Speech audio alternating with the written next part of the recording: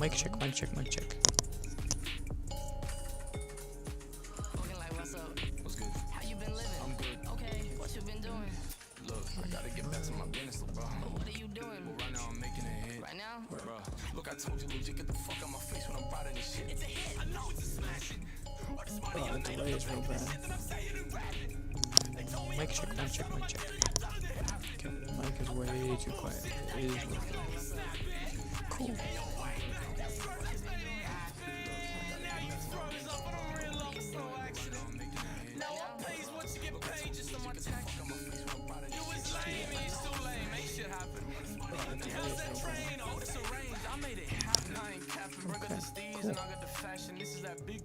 Do like this, and then maybe you can hear me, because I have to just talk loudly.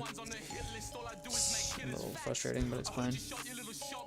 Okay, got a lot of shit to do. These are little roses. Little roses for rings. The final product looks something like this. Although somehow they got smaller. I don't know how they got so much smaller. Might be a bit of a problem.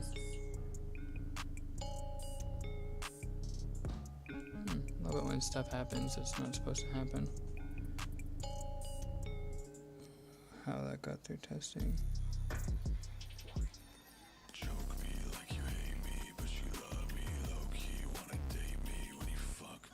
What is this playlist?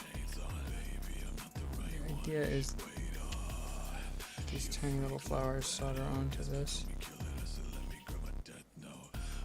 Like that, and they become a ring. It's not meant to be so teeny tiny, I'm being honest.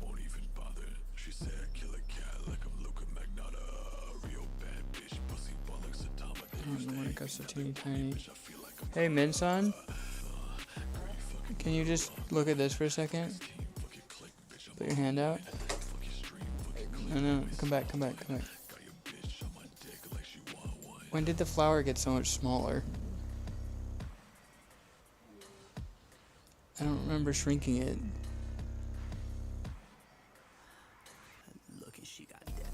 It's so tiny now. I don't know what happened.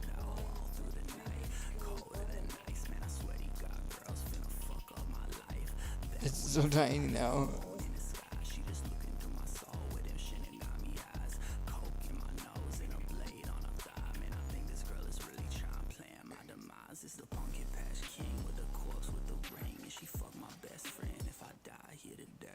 I'm not entirely sure how that happened. Maybe we turn them into studs.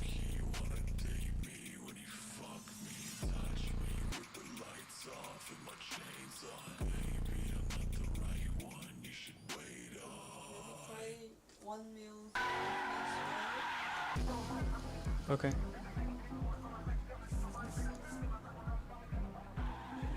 I don't know how that happened.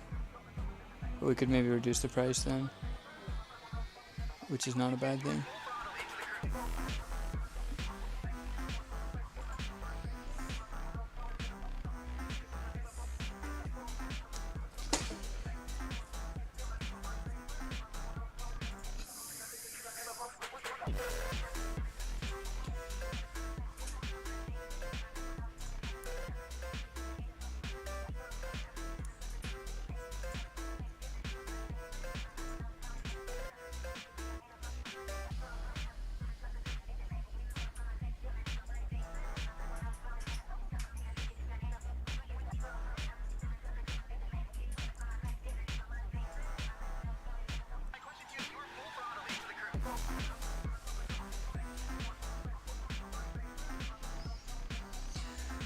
Cool.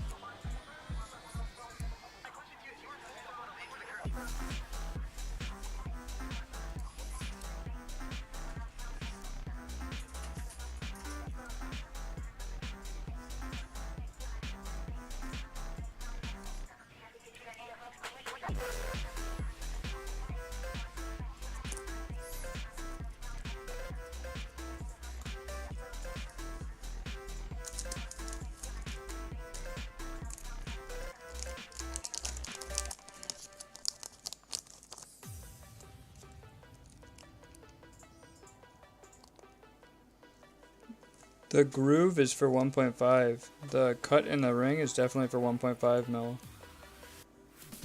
It's visibly way too small.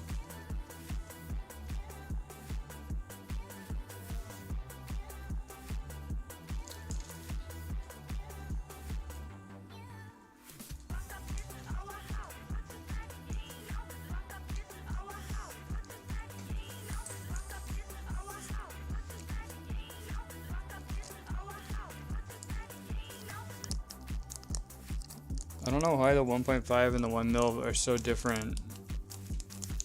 I guess it's circumference, so it's like a nearly exponential growth. But 1 mil is really thin.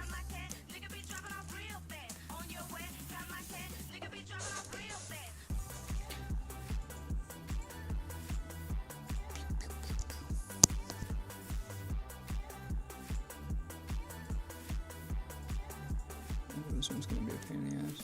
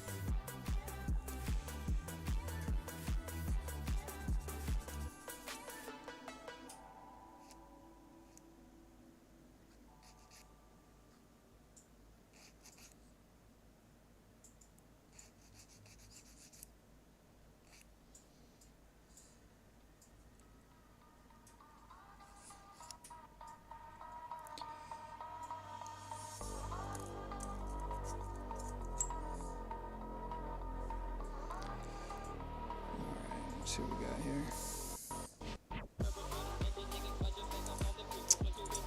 So funny.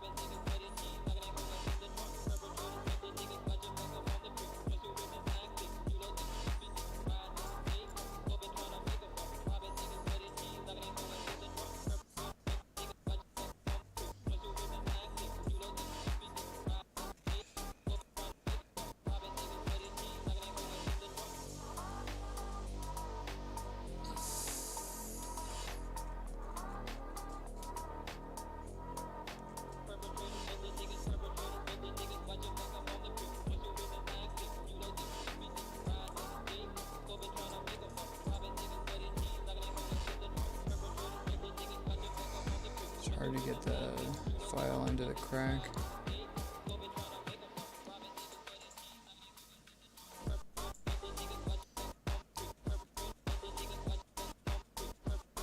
Oh shit, I was supposed to do laundry there. Whoops.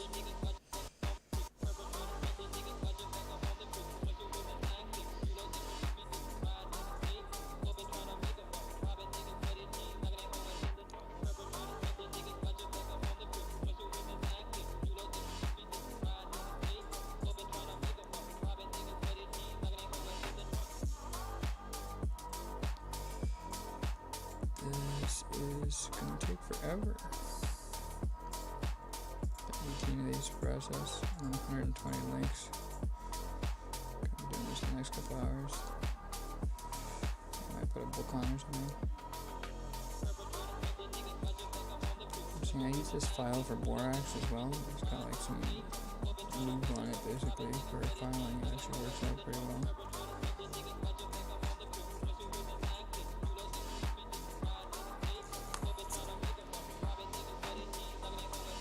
Not sure how much of the dust coming off of this is skin and how much is silver though.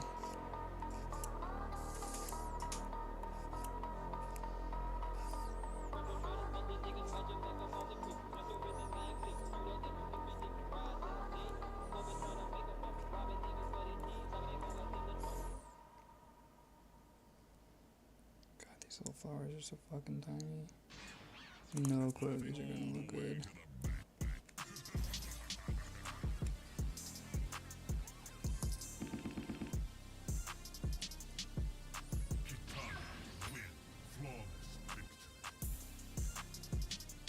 Song is bad. Finish him.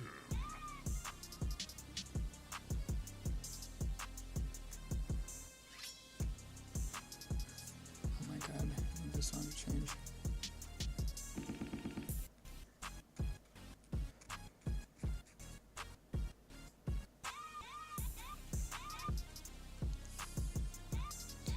Holy crap. How does that exist? Fuck you been on? Fuck you been on? What you been on? What you been on? I've been on holiday. Pay for the team with my DNA. I've been on getting the 92. Predator making a one of you. I've been on coming through with a 2-2 and I'm fucking up with an 8. I've been on new tricks with the 2-6 and I'm killing it with a game. Simulacra and Simulation by Jean Baudrillard. The Procession of Never heard his name Simulacra. said that right. The simulacrum is never what hides the truth. It is truth that hides the fact that there is none. Yeah, now The simulacrum is true. Ecclesiastes. If once we were Ecclesiastes. able to view the Borgia's fable, in which the cartographers of the empire draw up a map so detailed that it ends up covering the territory exactly, the decline of the empire witnesses the fraying of this map little by little, and its fall into ruins, though some shreds are still discernible in the deserts.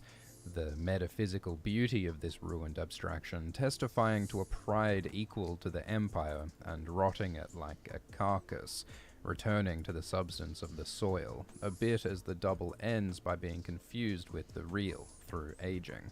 As the most beautiful allegory of simulation, this fable has now come full circle for us, and possesses nothing but the discreet charm of second-order simulacra.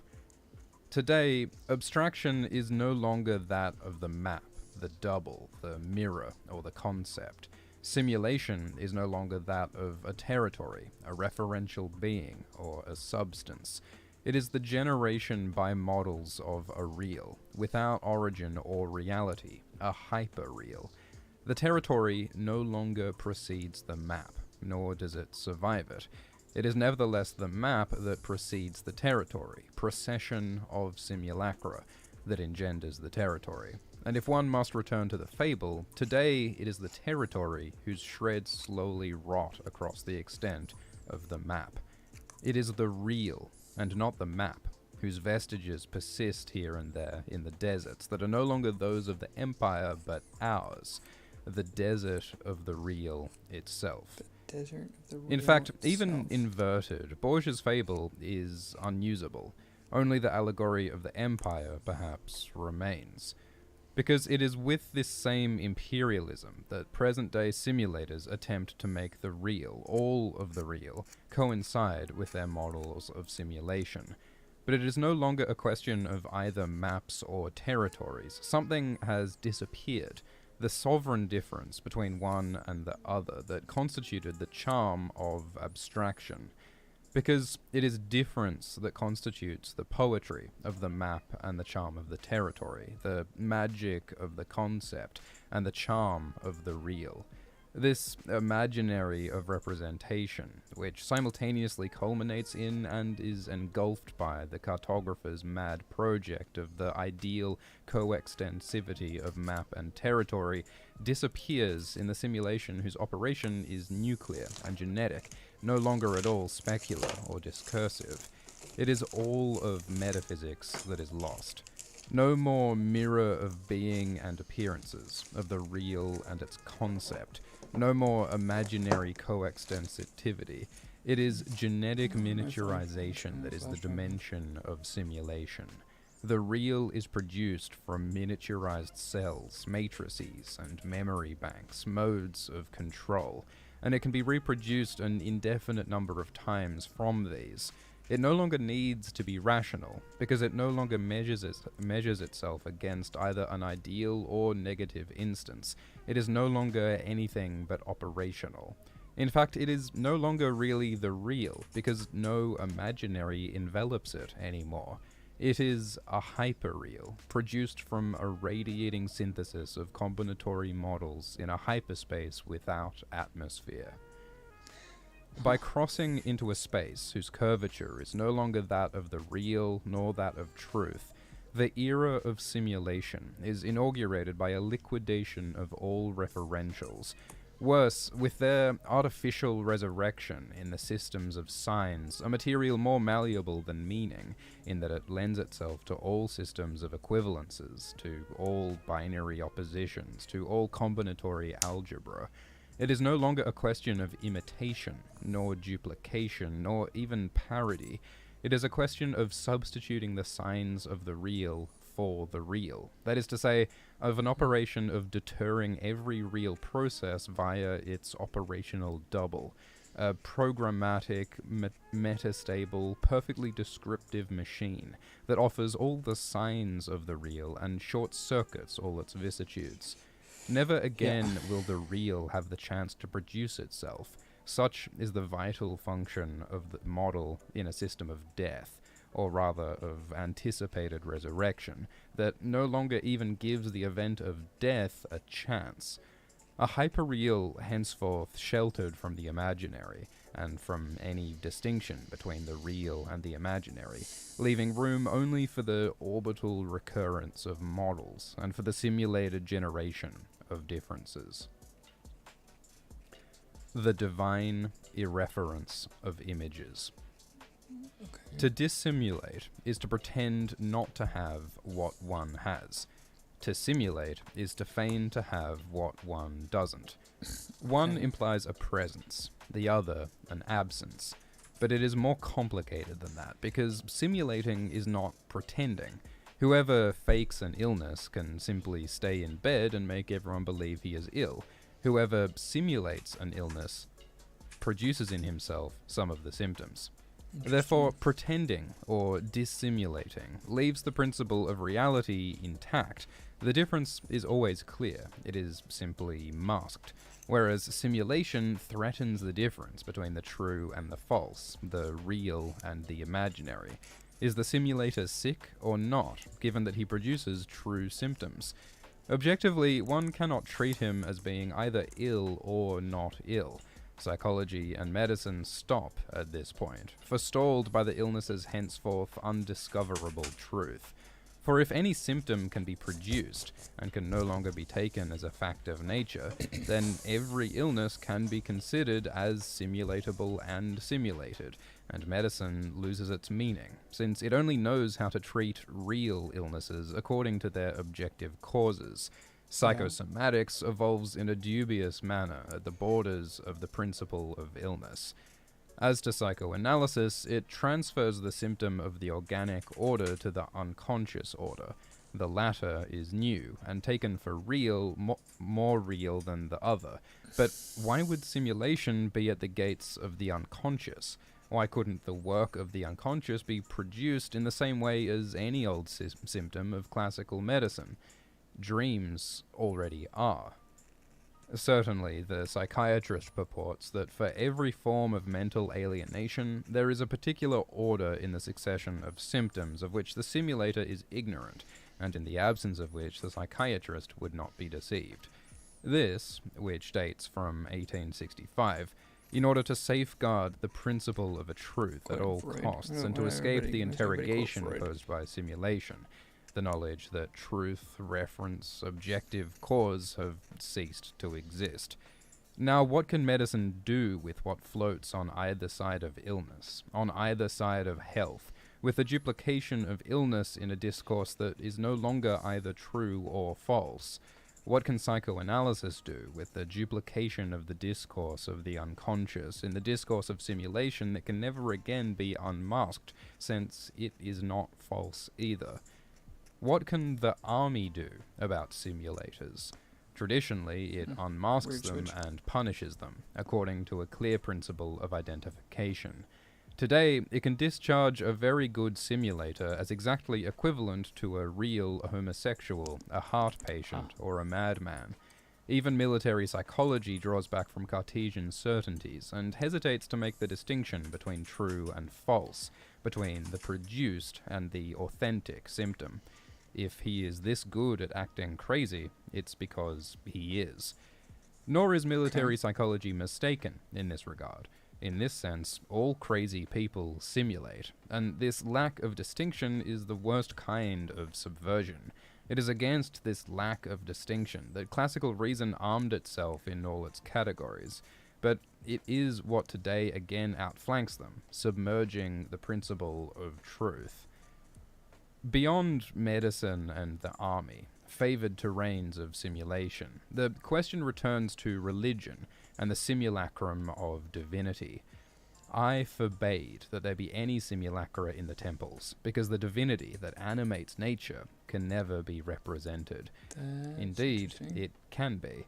But what becomes of the divinity when it reveals itself in icons, when it is multiplied in simulacra? Does it remain the supreme power that is simply incarnated in images as a visible theology? Or does it volatilize itself in the simulacra that alone deploy their power and pomp of fascination? The visible machinery of icons substituted for the pure and intelligible idea of God. This is precisely what was feared by iconoclasts, whose millennial quarrel is still with us today. This is precisely because they predicted this omnipotence of simulacra, the faculty simulacra have of effacing God from the conscience of man, and from the destructive the destructive annihilating truth that they allowed to appear. That deep down God never existed, that only the simulacrum ever existed. Even that God himself was never anything but his own simulacrum. Sure. From this came their urge to destroy the images. If they could have believed that these images only obfuscated or masked the Platonic idea of God, there would have been no reason to destroy them. One can live with the idea of distorted truth, but their metaphysical despair came from the idea that the image didn't conceal anything at all, and that these images were in essence not images, such as an original model would have made them, but perfect simulacra, forever radiant with their own fascination. Thus, the death of the divine referential must be exercised at all it's just costs. narcissistic tendencies as an image. One can see that the iconoclasts, whom one accuses of disdaining and negating images, were those who accorded them their true value, in contrast to the iconolators who only saw reflections in them, and were content to venerate a filigree god. On the other hand, one can say that the icon worshippers were the most modern minds, the most adventurous, because in the guise of having God become apparent in the mirror of images, they were already enacting his death and his disappearance in the epiphany of his representations, which perhaps they already knew no longer represented anything, that they were purely a game, but that was therein that the great game lay, knowing also that it is dangerous to unmask images, since they dissimulate the fact that there is nothing behind them. This was the approach of the Jesuits, who founded their politics on the virtual disappearance of God, and on the worldly and spectacular manipulation of consciences, the evanescence of God in the epiphany of power, the end of transcendence, which now only serves as an alibi for a strategy altogether free of influences and signs. Behind the baroqueness of images hides the eminence grease of politics. This way, the stake will always have been the murderous power of images, murderers of the real, murderers of their own model, as the Byzantine icons could be those of divine identity. To this murderous power is opposed that of representations as a dialectical power, the visible and intelligible mediation of the real. All Western faith and good faith became engaged in this wager on representation, that a sign could refer to the depth of meaning, that a sign could be exchanged for meaning, and that something could guarantee this exchange. God, of course. But what if God himself can be simulated? That is to say, can be reduced to the signs that constitute faith. Then the whole system becomes weightless. It is no longer anything. It is no longer itself anything but a gigantic simulacrum. Not unreal, but a simulacrum. That is to say, never exchanged for the real, but exchanged for itself, in an uninterrupted circuit without reference or circumference. Such is simulation, insofar as it is opposed to representation. Representation stems from the principle of the equivalence of the sign and of the real. Even if this equivalence is utopian, it is a fundamental. Well, I think it's really interesting is he's talking about simulation and simulacra as like signs and simulacra as a very clearly image-based concept, whereas to me, probably the best representation of that in the modern era would be something like disinformation or misinformation, disinformation as opposed to misinformation, disinformation that's actively self-referential to give itself credence and authority. So you create a piece of disinformation and then you re-reference that information in another piece of disinformation that then gives that previous concept then like authority because it's been referenced. So you create this self-referential cycle of disinformation. It's a very common tactic by like the Russian Secret Service and stuff. But yeah, I guess religion is an interesting way of saying that too.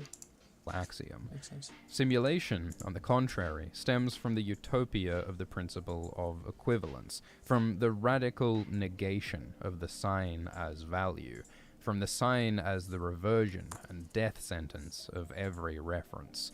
Whereas representation attempts to absorb simulation by interpreting it as a false representation, simulation envelops the whole edifice of representation itself as a simulacrum.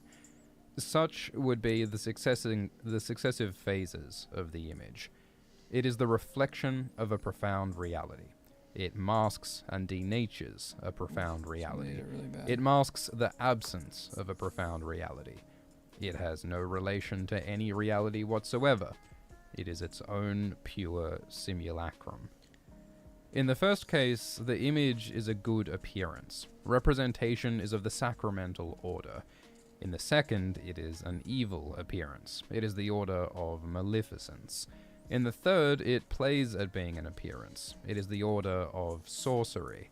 In the fourth, it is no longer of the order of appearances, but of simulation. The transition from signs that dissimulate something to signs that dissimulate that there is nothing marks a decisive turning point. The first reflects a theology of truth and secrecy, to which the notion of ideology still belongs. The second inaugurates the era of simulacra and of simulation, in which there is no longer a God to recognize his own, no longer a last judgment to separate the false from the true, the real from its artificial resurrection, as everything is already dead and resurrected in advance. When the real is no longer what it was, nostalgia assumes its full meaning. There is a plethora of myths of origin and signs of reality, a plethora of truth, of secondary objectivity and authenticity, escalation of the true, of lived experience, resurrection of the figurative, where the object and substance have disappeared, panic-stricken production of the real and of the referential, parallel to and greater than the panic of material production. This is how simulation appears in the phase that concerns us, a strategy of the real, of the neo-real and the hyper-real, that everywhere is the double of a strategy of deterrence. Ramses, or the rosy-coloured resurrection. Ethnology brushed up against its paradoxical death in 1971, the day when the Philippine government decided to return the few dozen Tassidae who had just been discovered in the depths of the jungle, where they had lived for 8 centuries without any contact with the rest of the species, to their primitive state, out of reach of colonizers, tourists, and ethnologists. This at the suggestion of the anthropologists themselves, who were seeing the indigenous people disintegrate immediately upon contact, like mummies in the open air. In order for ethnology to live, its object must die. By dying, the object takes its revenge for being discovered, and with its death, defies the science that wants to grasp it. Doesn't all science live on this paradoxical slope to which it is doomed by the evanescence of the object in its very apprehension, and by the pitiless reversal that the dead object exerts on it? Like Orpheus, it always turns around too soon, and like Eurydice, its object falls back into Hades. It is against this hell of the paradox that the ethnologist wished to protect themselves by cordoning off the Tassidae with virgin forest. No one can touch them anymore. As in a mine, the vein is closed down. Science loses precious capital there, but the object will be safe, lost to science, but intact in its virginity. It is not a question of sacrifice. Science never sacrifices itself, it is always murderous, but of the simulated sacrifice of its object in order to save its reality principle. The Tassidae, frozen in their natural element, will provide a perfect alibi, an eternal guarantee. Here begins an anti-ethnology that will never end, and to which Jorlin, Castaneda, Clustres are various witnesses.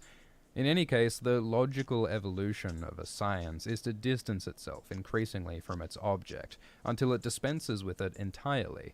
Its autonomy is only rendered even more fantastic. It attains its pure form. The Indian thus returned to the ghetto, in the glass coffin of the virgin forest, again becomes the model of simulation of all the possible Indians from before ethnology. This model thus grants itself the luxury to incarnate itself beyond itself in the brute reality that these Indians it has itself entirely reinvented. Savages who are indebted to ethnology for still being savages. What a turn of events. What a triumph for this science that seemed dedicated to their destruction. Of course, these savages are posthumous, frozen, cryogenized, sterilized, protected to death. They have become referential simulacra, and science itself has become pure simulation. The same holds true at Crusoe, at the level of the open museum, where one museumified in situ, as historical witnesses of their period, entire working-class neighborhoods, living metallurgical zones, an entire culture, men, women, and children included, gestures, languages, customs fossilized alive, as in a snapshot. The museum, instead of being circumscribed as a geometric site, is everywhere now, like a dimension of life. Thus, ethnology, rather than circumscribing itself as an objective science, will today, liberated from its object, be applied to all living things, and make itself invisible, like an omnipresent fourth dimension, that of the simulacrum. We are all Tassidaes, Indians who have again become what they were, simulacral Indians who at last proclaim the universal truth of ethnology. We have all become living specimens in the spectral light of ethnology, or of anti-ethnology, which is nothing but the pure form of triumphal ethnology under the sign of dead differences, and of the resurrection of differences. It is thus very naive to look for ethnology in the savages or in some third world. It is here, everywhere, in the metropolises, in the white community, in a world completely catalogued and analyzed, then artificially resurrected under the auspices of the real, in a world of simulation, of the hallucination of truth, of the blackmail of the real, of the murder of every symbolic form, and of its hysterical historical retrospection. A murder of which the savages, noblesse oblige, were the first victims, but that for a long time has extended to all Western societies. But in the same breath, ethnology grants us its only and final lesson, the secret that kills it, and which the savages knew better than it did, the vengeance of the dead. The confinement of the scientific object is equal to the confinement of the mad and the dead. And just as all of society is irremediably contaminated by this mirror of madness that is held up to itself, science can't help but die contaminated by the death of this object that is its inverse mirror. It is science that masters the objects, but it is the objects that invest it with depth, according to an unconscious reversion, which only gives a dead and circular response to a dead and circular interrogation. Nothing changes when society breaks the mirror of madness, abolishes the asylums, gives speech back to the insane, etc., nor when science seems to break the mirror of its own objectivity, effacing itself before its object, as in Castaneda, etc., and to bend down before the differences. The form produced by confinement is followed by an innumerable diffracted, slowed-down mechanism. As ethnology collapses in its classical institution, it survives an anti-ethnology, whose task it is to re-inject the difference fiction, the savage fiction everywhere, to conceal that in this world, ours, which has again become savage in its way, that is to say, which is devastated by difference and by death. In the same way, but with the pretext of saving the original, one forbade visitors to enter the Lascaux caves, but an exact replica was constructed 500 meters from it, so that everyone could see them. One glances through a peephole at the authentic cave, and then one visits the reconstituted whole. It is possible that the memory of the original grottos is itself stamped in the minds of future generations, but from now on there is no longer any difference. The duplication suffices to render both artificial. In the same way, science and technology were recently mobilized to save the mummy of Ramses II, after it was left to rot for several dozen years in the depths of a museum. The West is seized with panic at the thought of not being able to save what the symbolic order had been able to conserve for 40 centuries, but out of sight and far from the light of day. Ramses does not signify anything for us. Only the mummy is of an inestimable worth, because it is what guarantees that accumulation has meaning. Our entire linear and accumulative culture collapses if we cannot stockpile the past in plain view. To this end, the pharaohs must be brought out of their tomb, and the mummies out of their silence. To this end, they must be exhumed and given military honors. They are prey to both science and worms. Only absolute secrecy assured them of this millennial power, the mastery of a putrefaction that signified the mastery of the complete cycle of exchanges with death. We only know how to place our science in service of repairing the mummy, that is to say, restoring a visible order, whereas embalming was a mythical effort that strove to immortalize a hidden dimension. We require a visible past, a visible continuum, a visible myth of origin, which reassures us about our end. Because finally, we have never believed in them. Whence this historic scene of the reception of the mummy at the Orly airport? Why? Because Ramses was a great despotic and military figure? Certainly. But mostly because our culture dreams, behind this defunct power that it tries to annex, of an order that would have had nothing to do with it, and it dreams of it because it exterminated it by exhuming it as its own past. We are fascinated by Ramses, as Renaissance Christians were by the American Indians, those human beings who had never known the word of Christ. Thus, at the beginning of colonization, there was a moment of stupor and bewilderment before the very possibility of escaping the universal law of the gospel. There were two possible responses: either admit that this law was not universal, or exterminate the Indians to efface the evidence. In general, one contented oneself with converting them, or even simply discovering them, which would suffice to slowly exterminate them. Thus, it would have been enough to exhume Ramses to ensure his extermination by museumification, because mummies don't rot from worms. They die from being transplanted from a slow order of the symbolic, master of a putrefaction and death, to an order of history, science, and museums, our order, which no longer masters anything, which only knows how to condemn what preceded it to decay and death, and subsequently to try to revive it with science. Irreparable violence toward all secrets. The violence of a civilization without secrets. Hatred of a whole civilization for its own foundation. And just as with ethnology, which plays at extricating itself from its object to better secure itself in its pure form, demuseumification is nothing but another spiral in artificiality.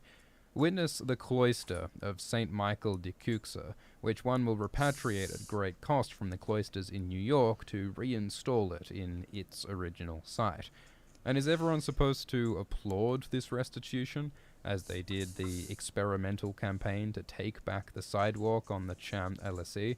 Well, if the exploitation of the cornices was in effect an arbitrary act, if the cloisters of New York are an artificial mosaic of all cultures, following a logic of the capitalist centralization of value, their reimportation to the original site is even more artificial.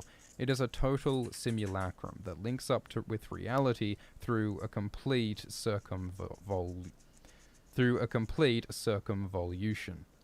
The cloister should have stayed in New York in its simulated environment, which at least fooled no one. Repatriating it is nothing but a supplementary subterfuge, acting as if nothing had happened and indulging in retrospective hallucination. In the same way, Americans flatter themselves for having brought the population of Indians back to pre-conquest levels. One effaces everything and starts over. They even flatter themselves for doing better, for exceeding the original number. This is presented as proof of the superiority of the civilization. It will produce more Indians than they themselves were able to do. With sinister derision, this overproduction is again a means of destroying them. For Indian culture, like all tribal culture, rests on the limitation of the group and the refusal of any unlimited increase, as can be seen in Ishi's case. I don't know if In that's this true. way, their demographic promotion is Feels a bit just like another step towards fetishization. symbolic extermination. Everywhere we live in a universe strangely similar to the original, things are doubled by their own scenario. But this doubling does not signify, as it did traditionally, the imminence of their death. They are already purged of their death, and better than when they were alive, more cheerful, more authentic in the light of their model, like the faces in Hey, bud. funeral homes. How you doing? The hyper-real and the imaginary. Disneyland is a perfect model of all the entangled orders of simulacra. It is first of all a play of illusions and phantasms, the pirates, the frontier, the future world, etc.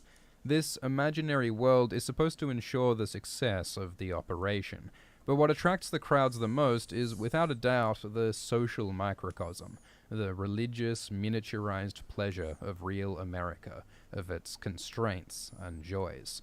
One parks outside and stands in line inside. One is altogether abandoned at the exit. The only phantasmagoria in this imaginary world lies in the tenderness and warmth of the crowd, and in the sufficient and excessive number of gadgets necessary to create the multitudinous effect. The contrast with the absolute solitude of the parking lot, a veritable concentration camp, is total. Or rather, inside, a whole panoply of gadgets magnetizes the crowd in directed flows. Outside, solitude is directed at a single gadget, the automobile.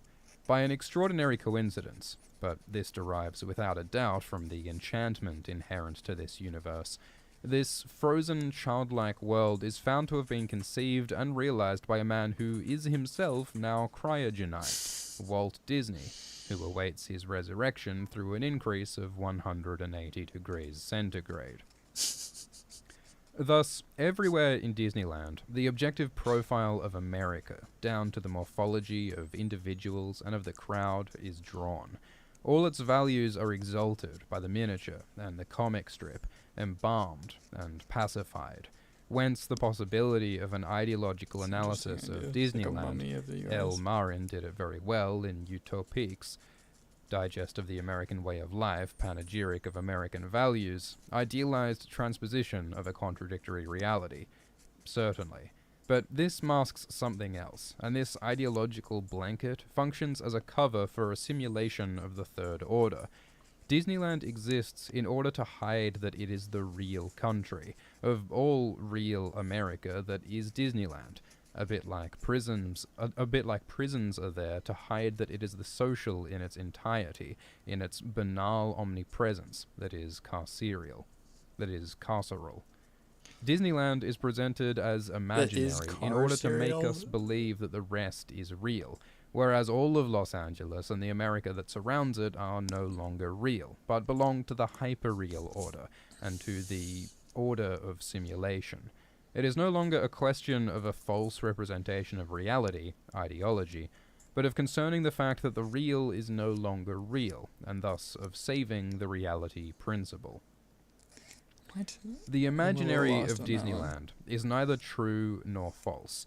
It is a deterrence machine, set up in order to rejuvenate the fiction of the real. He's going to explain it, but I think the idea is that because Disneyland is in itself an honest simulation, where you go to be part of the simulation directly, it's not become self-referential enough to lose its own reality, whereas the rest of America, where you are pretending that you're not in a simulation, is the simulacra. It's where you've lost reality because you're pretending you're not in a simulation. I think that's the implication, that the lonely parking lot is just as unreal as the inside of Disneyland, except that you're pretending it isn't, which makes it actually unreal. I could be totally wrong. I could be completely off base here. Real in the opposite camp. Whence the debility of the imaginary, its infantile degeneration. The world wants to be childish in order to make us believe that the adults are everywhere in the real world, and to conceal the fact that true childishness is everywhere, that it is that of the adults themselves who came here to act the child in order to foster illusions as to their real childishness. Disneyland is not the only one, however. Enchanted Village, Magic Mountain, Marine World, Los Angeles is surrounded by these imaginary stations that feed reality, the energy of the real, to a city whose mystery is precisely that of no longer being anything but a network of incessant, unreal circulation. A city of incredible proportions, but without space, without dimension. As much as electrical and atomic power stations, as much as cinema studios, this city, which is no longer anything but an immense scenario and a perpetual pan shot, needs this old imaginary, like a sympathetic nervous system made up of childhood signals and faked phantasms. Disneyland. A space... Sorry, just the irony of this fucking book being co-opted into the Matrix, being blended into the Matrix, taking into like a new level of simulation there, and then to then be co-opted by the Red Pill movement, i.e. Red Pill, and then completely misunderstood and then touted by people who ostensibly don't know the original content and act as though the Matrix is some general concept, some like all-encompassing concept of society, and that their content isn't somehow exactly the thing that it is talking about. The direct hypocrisy is just insane. I don't know, it's just very funny to me. Sorry, that was a weird sentence, but yeah. Of the regeneration of the imaginary, as waste treatment plants are everywhere, and even here, everywhere today one must recycle waste, and the dreams, the phantasms, the historical, fairy-like, legendary imaginary of children and adults is a waste product, the first great toxic excrement of a hyper-real civilization. On a mental level, Disneyland is the prototype of this new function, but all the sexual, psychic, somatic recycling institutes which proliferate in California belong to the same order. People no longer look at each other, but there are institutes for that. They no longer touch each other, but there is contactotherapy. They no longer walk, but they go jogging, etc. Everywhere one recycles lost faculties, or lost bodies, or lost sociality, or the lost taste for food. One reinvents penury, asceticism, vanished savage naturalness, natural food, health food, yoga. Marshall Sahlins' idea that it is the economy of the market, and not of nature at all, that secretes penury is verified, but at a secondary level.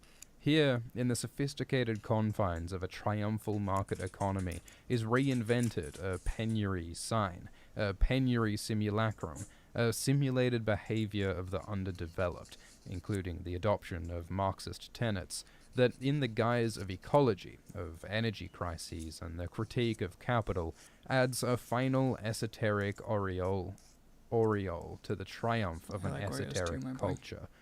Nevertheless, maybe a mental catastrophe, a mental implosion and involution without precedent lies in wait for a system of this kind, whose visible signs would be those of this strange obesity, or the incredible coexistence of the most bizarre theories and practices, which correspond to the improbable coalition of luxury, heaven, and money, to the improbable luxurious materialization of life, and to undiscoverable contradictions.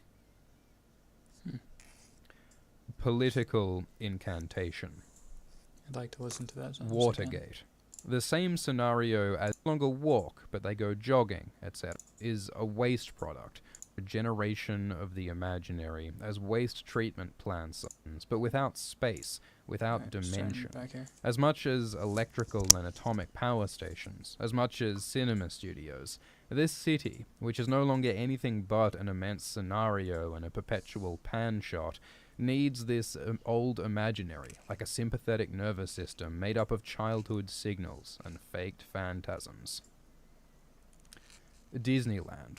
A space of the regeneration of the imaginary, as waste treatment plants are everywhere, and even here, everywhere today one must recycle waste, and the dreams, the phantasms, the historical, fairy-like, legendary imaginary of children and adults is a waste product, the first great toxic excrement of a hyper-real civilization.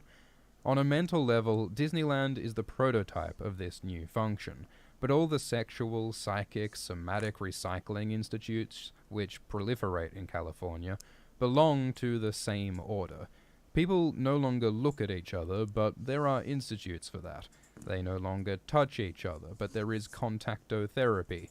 They no longer walk, but they go jogging, etc. Everywhere one recycles lost faculties, or lost bodies, or lost sociality, or the lost taste for food.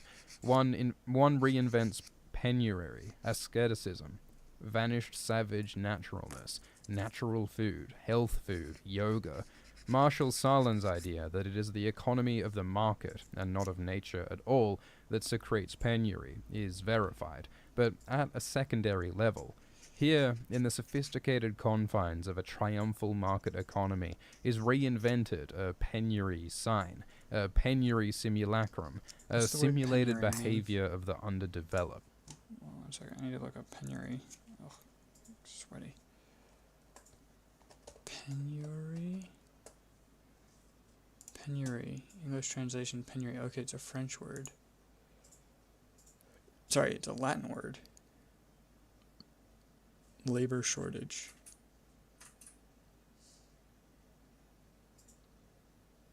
It's French.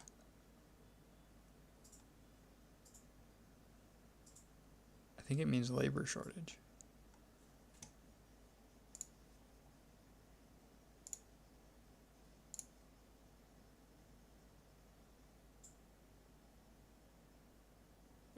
It's French, but it's borrowed from Latin. Death, lack, shortage. It's like the lack of or the shortage of. Of a triumphal market economy is reinvented a penury sign, a penury simulacrum, a simulated behavior of the underdeveloped, including the adoption of Marxist tenets, that in the guise of ecology, of energy crises, and the critique of capital, adds a final esoteric aureole to the triumph of an esoteric culture. Nevertheless, maybe a mental catastrophe, a mental implosion and involution without precedent lies in wait for a system of this kind, whose visible signs would be those of this strange obesity, or the incredible coexistence of the most bizarre theories and practices, which correspond to the improbable coalition of luxury, heaven, and money, to the improbable luxurious materialization of life, and to undiscoverable contradictions. Political incantation. Watergate. The same scenario as in Disneyland. Effect of the imaginary concealing that reality no more exists than Effect of the imaginary concealing that reality no more exists outside than inside the limits of the artificial perimeter. Here, the scandal effect hiding that there is no difference between the facts and their denunciation, identical methods on the part of the CIA and of the Washington Post journalists. Same operation, tending to regenerate through scandal a moral and political principle through the imaginary, a sinking reality principle. The denunciation of scandal is always an homage to the law, and Watergate in particular succeeded in imposing the idea that Watergate was a scandal. In this sense, it was a prodigious operation of intoxication, a large dose of political morality re-injected on a world scale. One could say, along with Bourdieu, the essence of every relation of force is to dissimulate itself as such, and to acquire all its force only because it dissimulates itself as such, understood as follows. Capital, immoral and without scruples, can only function behind a moral superstructure, and whoever revives this public morality through indignation, denunciation, etc., works spontaneously for the order of capital. This is what the journalists of the Washington Post did.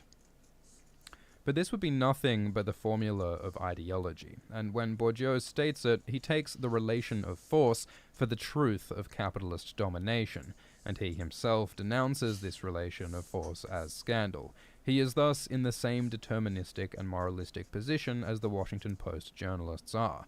He does the same work of purging and reviving moral order, an order of truth in which the veritable symbolic violence of the social order is engendered, well beyond all the relations of force, which are only its shifting and indifferent configuration in the moral and political consciences of men.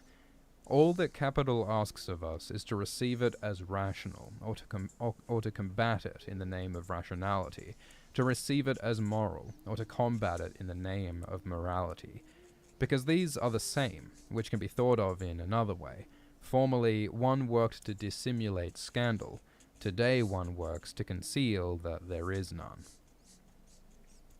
Watergate is not a scandal. This is what must be said at all costs, because it is what everybody is busy concealing, this dissimulation masking a strengthening of morality, of a moral panic as one approaches the primitive scene of capital, its instantaneous cruelty, its incomprehensible ferocity, its fundamental immorality.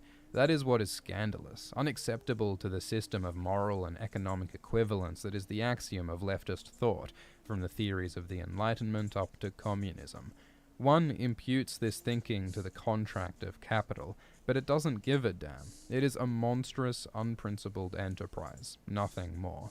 It is enlightened thought that seeks to control it by imposing rules on it, and all the recrimination that replaces revolutionary thought today comes back to incriminate capital for not following the rules of the game.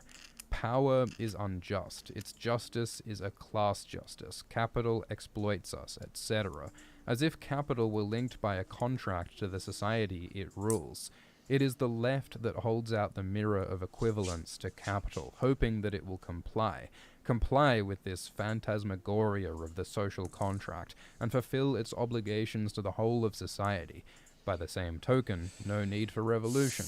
It suffices that capital accommodate itself to the rational formula of exchange. Yep. Capital, in fact, was never linked by contract to the society that it dominates. It is a society of social relations. It is a challenge to society, and it must be responded to as such. It is not a scandal to be denounced according to moral or economic rationality, but a challenge to take up according to symbolic law. Okay. Is that the end of part 1? Interesting. Should I listen to part 1 again, or should we listen to part 2?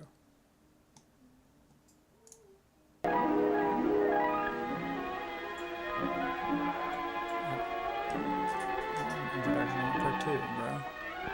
New horizons. In a rest. Playlist. Alt-Shift-ZZZ. Simulacra Hats, and the history Simulation and by Jean Baudrillard. The Procession Where's of this playing? Simulacra. Oh, it's playing here. Baudrillard? Isn't it Baudrillard? I don't know. Maybe I'm saying it wrong. Shadow for Innsmouth. Nice. Okay. Some good taste in books. Let's do playlist. See if there's a simulation one. No. Dune. Lovecraft. Don Quixote. Straw Hats, their history and manufacture. Chapter 1. Wow. Origin and Classical History.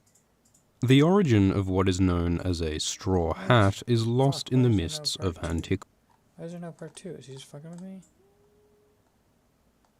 Oh no.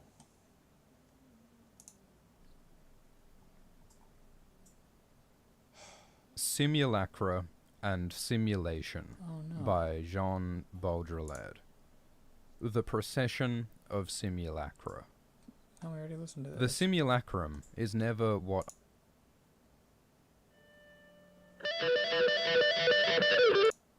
Other order, outside meaning, end of the circulation of meaning strictly speaking, and the third hypothesis. Oh no. Let's go! I want to see this.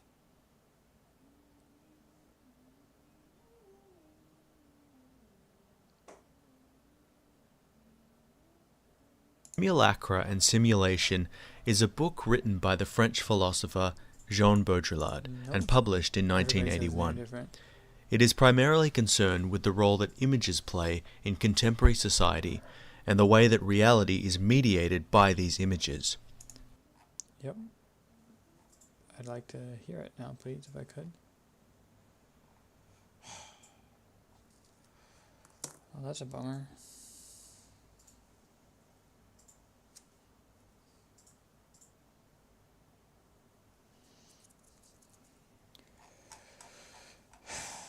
Fucking frustrating, man. Honestly, really bummed out by that. what hides the truth. It is truth that hides the fact that there is none. The simulacrum is true. Ecclesiastes. If once we were Everyone able to comments view asking the for part two. Borgias fable, in which the cartographers of the empire draw up a map so detailed that it ends up covering the territory exactly, the decline of the empire witnesses the fraying of this map little by little, and its fall into ruins, though some shreds are still discernible in the deserts. the metaphysical beauty of this ruined abstraction testifying to a pride equal to the empire and rotting it like a carcass, returning to the substance of the soil, a bit as the double ends by being confused with the real through aging. As the most beautiful allegory of simulation, this fable has now come full circle for us, and possesses nothing but the discreet charm of second-order simulacra. Today, abstraction is no longer that of the map, the precession of simulacra. The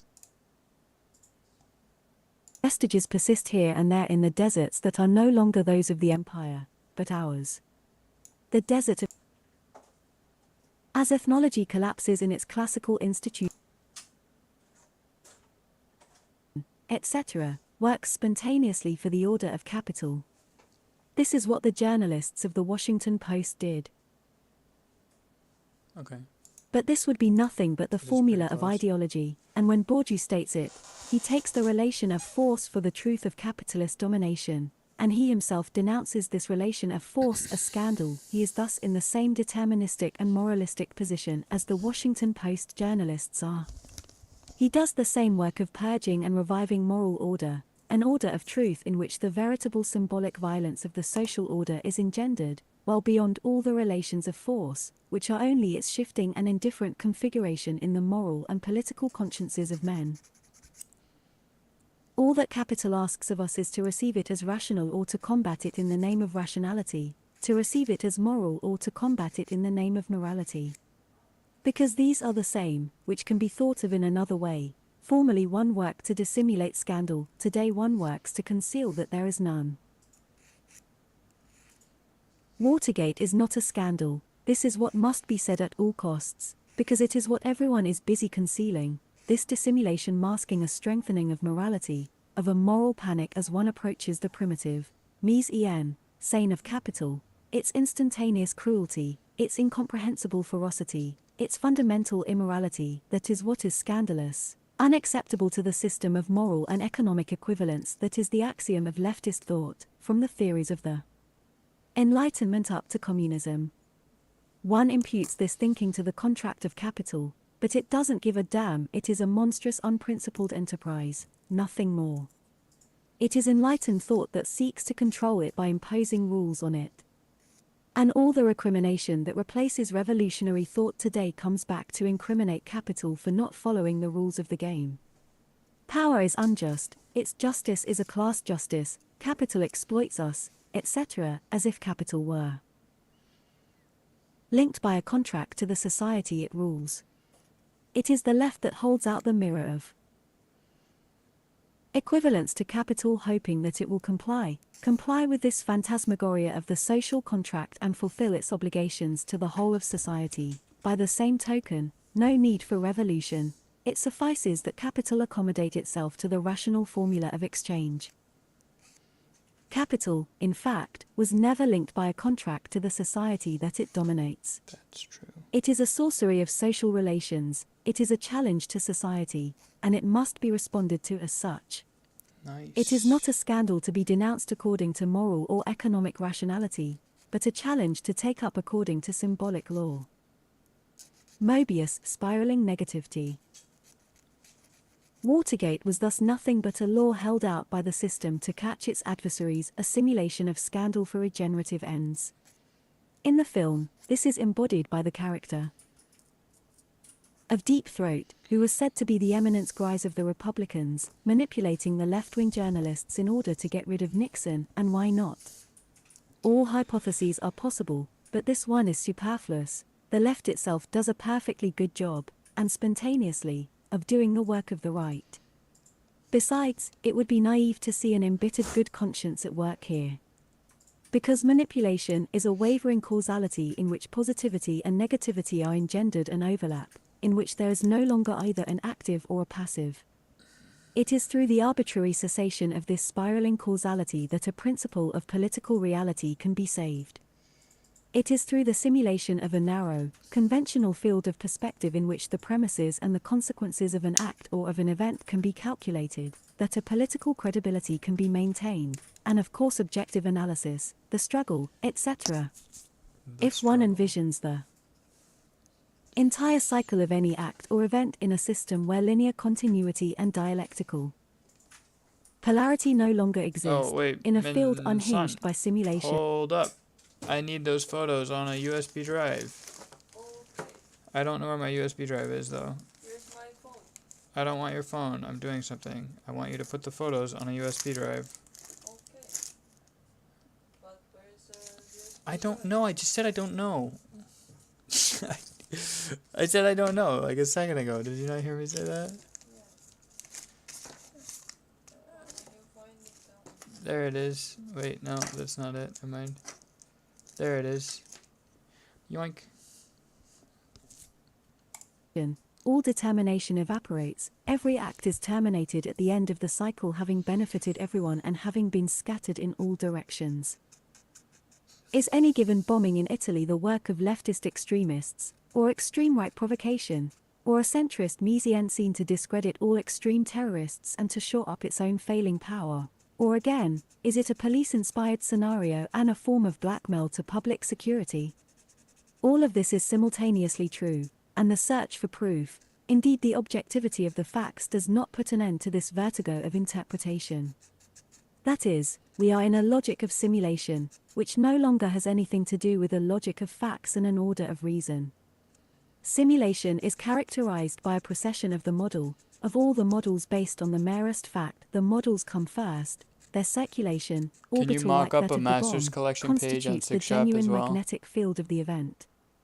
The facts no longer have a specific trajectory, they are born at the intersection of models. A single fact can be engendered by all the models at once.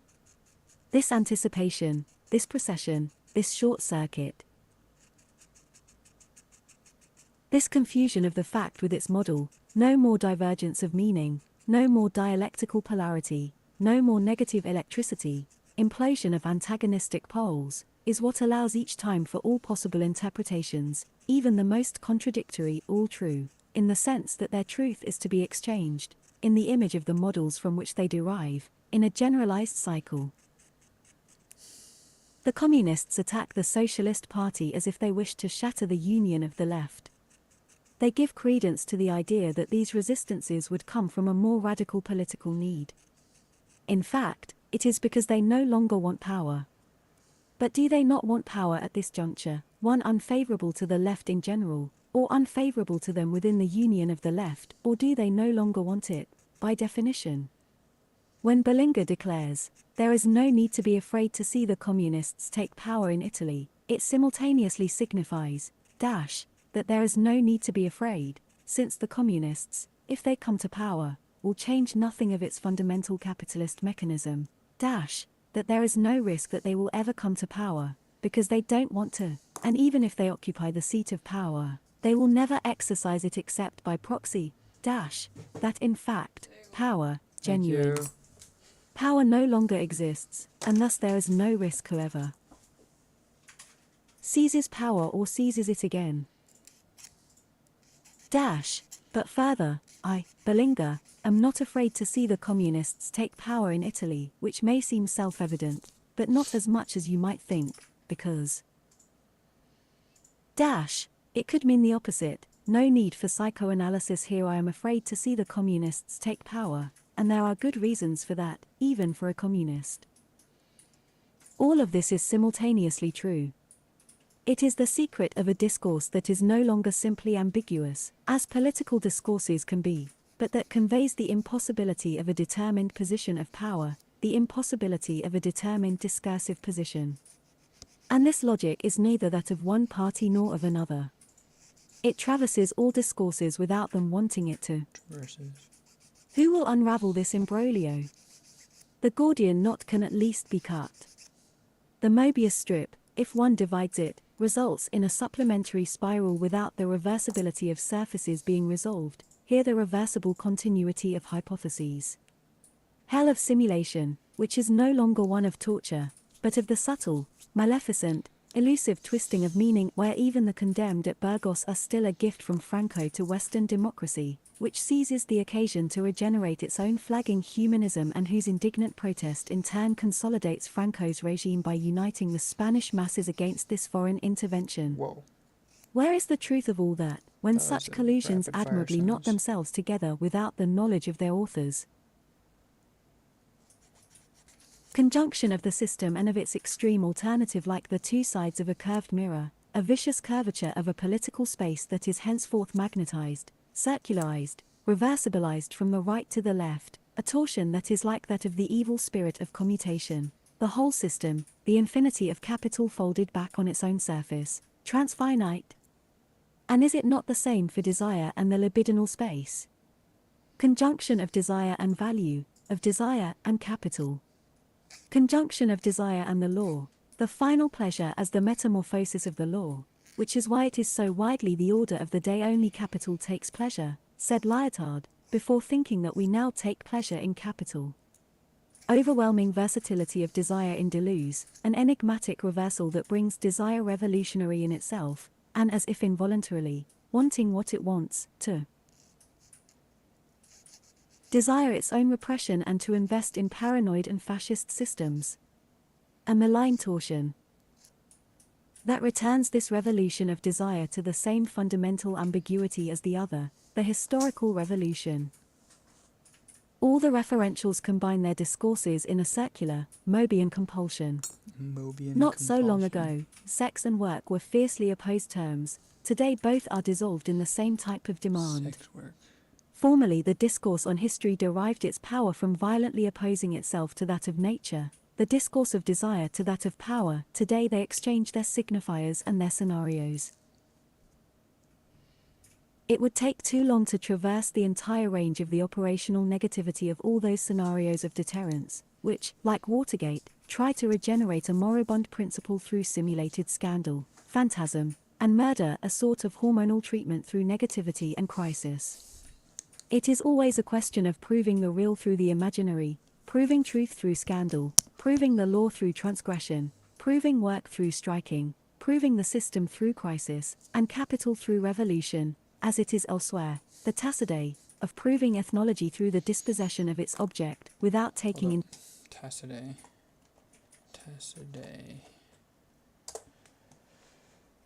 Tacidine, Tacidus, Tacitus, Tacitite, Tacidae.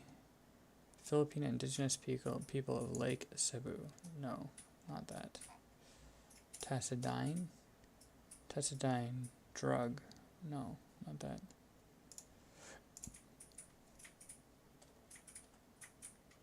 Tacitay. T-A-Y. Tacitay. T-A-C-I-T-A-I. Italian. First person singular historic of tacitire. Tacitly. Alexa, define tacite. Agostino Tassi was an Italian landscape and seascape painter, who was convicted of raping Artemisia Gentileschi in 1612. Because he aspired to nobility, he modified the details of his early life. Though he was born in Perugia, he claimed to have been born in Rome. His family name was Buonanasai, but Agostino adopted the surname Tassi to give substance to his story that he was adopted by the Marchese Tassi. Did that answer your question? No, but thank you. Bye-bye. Proving the system through crisis, and capital through revolution, as it is elsewhere, the Tacidae, of proving ethnology through the dispossession of its object, without taking into account the proof of theatre through anti-theatre, the proof of art through anti-art, the proof of pedagogy through anti-pedagogy, the proof of psychiatry through anti-psychiatry, etc. Everything is metamorphosed into its opposite to perpetuate itself in its expurgated form. All the powers, all the institutions speak of themselves through denial, in order to attempt, by simulating death, to escape their real death throes. Power can stage its own murder to rediscover a glimmer of existence and legitimacy. Such was the case with some American presidents. The Kennedys were murdered because they still had a political dimension. The others, Johnson, Nixon, Ford, only had the right to phantom attempts, to simulated murders. But this aura of an artificial menace was still necessary to conceal that they were no longer anything but the mannequins of power. Formerly, the king, also the god, had to die, therein lay his power. Today, he is miserably forced to feign death, in order to preserve the blessing of power. But it is lost. To seek new blood in its own death, to renew the cycle through the mirror of crisis, negativity, and anti-power, this is the only solution, alibi of every power, of every institution attempting to break the vicious circle of its irresponsibility and of its fundamental non-existence, of its already seen and of its already dead. The strategy of the Real. The impossibility of rediscovering an absolute level of the Real is of the same order as the impossibility of staging illusion. Illusion is no longer possible, because the Real is no longer possible. It is the whole political problem of parody, of hypersimulation or offensive simulation, that is posed here. For example, it would be interesting to see whether the repressive apparatus would not react more violently to a simulated hold-up than to a real hold-up. Because the latter does nothing but disturb the order of things, the right to property, whereas the former attacks the reality principle itself. Transgression and violence are less serious because they only contest the distribution of the Real. Simulation is infinitely more dangerous because it always leaves open to supposition that, above and beyond its object, law and order themselves might be nothing but simulation. But the difficulty is proportional to the danger. How to feign a violation and put it to the test? Simulate a robbery in a large store. How to persuade security that it is a simulated robbery? Yeah. There is no objective difference. The gestures, the signs are the same as for a real robbery. The signs do not lean to one side or another. To the established order they are It's always just a of the prank, order of the bro. Real. Organize a fake hold-up. Verify that your weapons are harmless, and take the most trustworthy hostage, so that no human life will be in danger, or one lapses into the criminal. Demand a ransom, and make it so that the operation creates as much commotion as possible. In short, remain close to the truth, in order to test the reaction of the apparatus to a perfect simulacrum.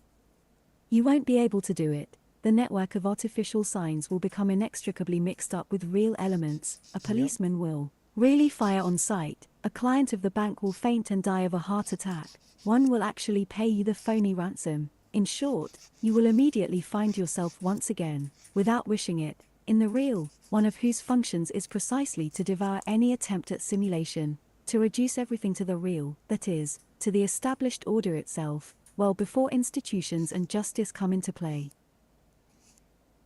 It is necessary to see in this impossibility of isolating the process of simulation the weight of an order that cannot see and conceive of anything but the real, because it cannot function anywhere else. The simulation of an offense, if it is established as such, will either be punished less severely, because it has no consequences, or punished as an offense against the judicial system, for example if one sets in motion a police operation for nothing, but never as simulation since it is precisely as such that no equivalence with the real is possible, and hence no repression either. The challenge of simulation is never admitted by power. How can the simulation of virtue be punished? However, as such it is as serious as the simulation of crime. Parody renders submission and transgression equivalent, and that is the most serious crime, because it cancels out the difference upon which the law is based. Not sure I understand. The this section. established order can do nothing against it. Because the law is a simulacrum of the second order, whereas simulation is of the third. Order, beyond true and false, beyond equivalences, beyond rational distinctions upon which the whole of the social and power depend. Thus, lacking the real, it is there that we must aim at order. This is certainly why order always opts for the real. When in doubt, it always prefers this hypothesis, as in the army one prefers to take the simulator for a real madman. But this becomes more and more difficult, because if it is practically impossible to isolate the process of simulation, through the force of inertia of the real that surrounds us, the opposite is also true, and this reversibility itself is part of the apparatus of simulation and the impotence of power, namely, it is now impossible to isolate the process of the real, or to prove the real. This is how all the hold-ups, airplane hijackings, etc. are now in some sense simulation hold-ups in that they are already inscribed in the decoding and orchestration rituals of the media, anticipated in their presentation and their possible consequences. Okay. In short, where they function as a group of signs dedicated exclusively to their recurrence as signs, and no longer at all to their real end. But this does not make them harmless. On the contrary, it is as hyperreal events, no longer with a specific content or end, but indefinitely refracted by each other, just like so-called historical events, strikes, demonstrations, crises, etc. It is in this sense that they cannot be controlled by an order that can only exert itself on the real and the rational, on causes and ends, a referential order that can only reign over the referential, a determined power that can only reign over a determined world, but that cannot do anything against this indefinite recurrence of simulation, against this nebula whose weight no longer obeys the laws of gravitation of the real. Power itself ends by being dismantled in this space and becoming a simulation of power, disconnected from its ends and its objectives, and dedicated to the effects of power and mass simulation. The only weapon of power, its only strategy against this defection, is to re-inject the real and the referential everywhere, to persuade us of the reality of the social, of the gravity of the economy and the finalities of production. To this end it prefers the discourse of crisis, but also, why not, that of desire. Take your desires for reality can be understood as the ultimate slogan of power, since in a non-referential world, even the confusion of the reality principle and the principle of desire is less dangerous than contagious hyperreality. One remains among principles, and among those power is always in the right. Hyperreality and simulation are deterrents of every principle and every objective. They turn against power the deterrent that it used so well for such a long time. Because in the end, throughout its history, it was capital that first fed on the destructuration of every referential, of every human objective, that shattered every ideal distinction between true and false, good and evil, in order to establish a radical law of equivalence and exchange, the iron law of its power. Capital was the first to play at deterrence, abstraction, disconnection, deterritorialization, etc., and if it is the one that fostered reality, the reality principle, it was also the first to liquidate it by exterminating all use value, all real equivalence of production and wealth, in the very sense we have of the unreality of the stakes and the omnipotence of manipulation. Well, today it is this same logic that is even more set against capital.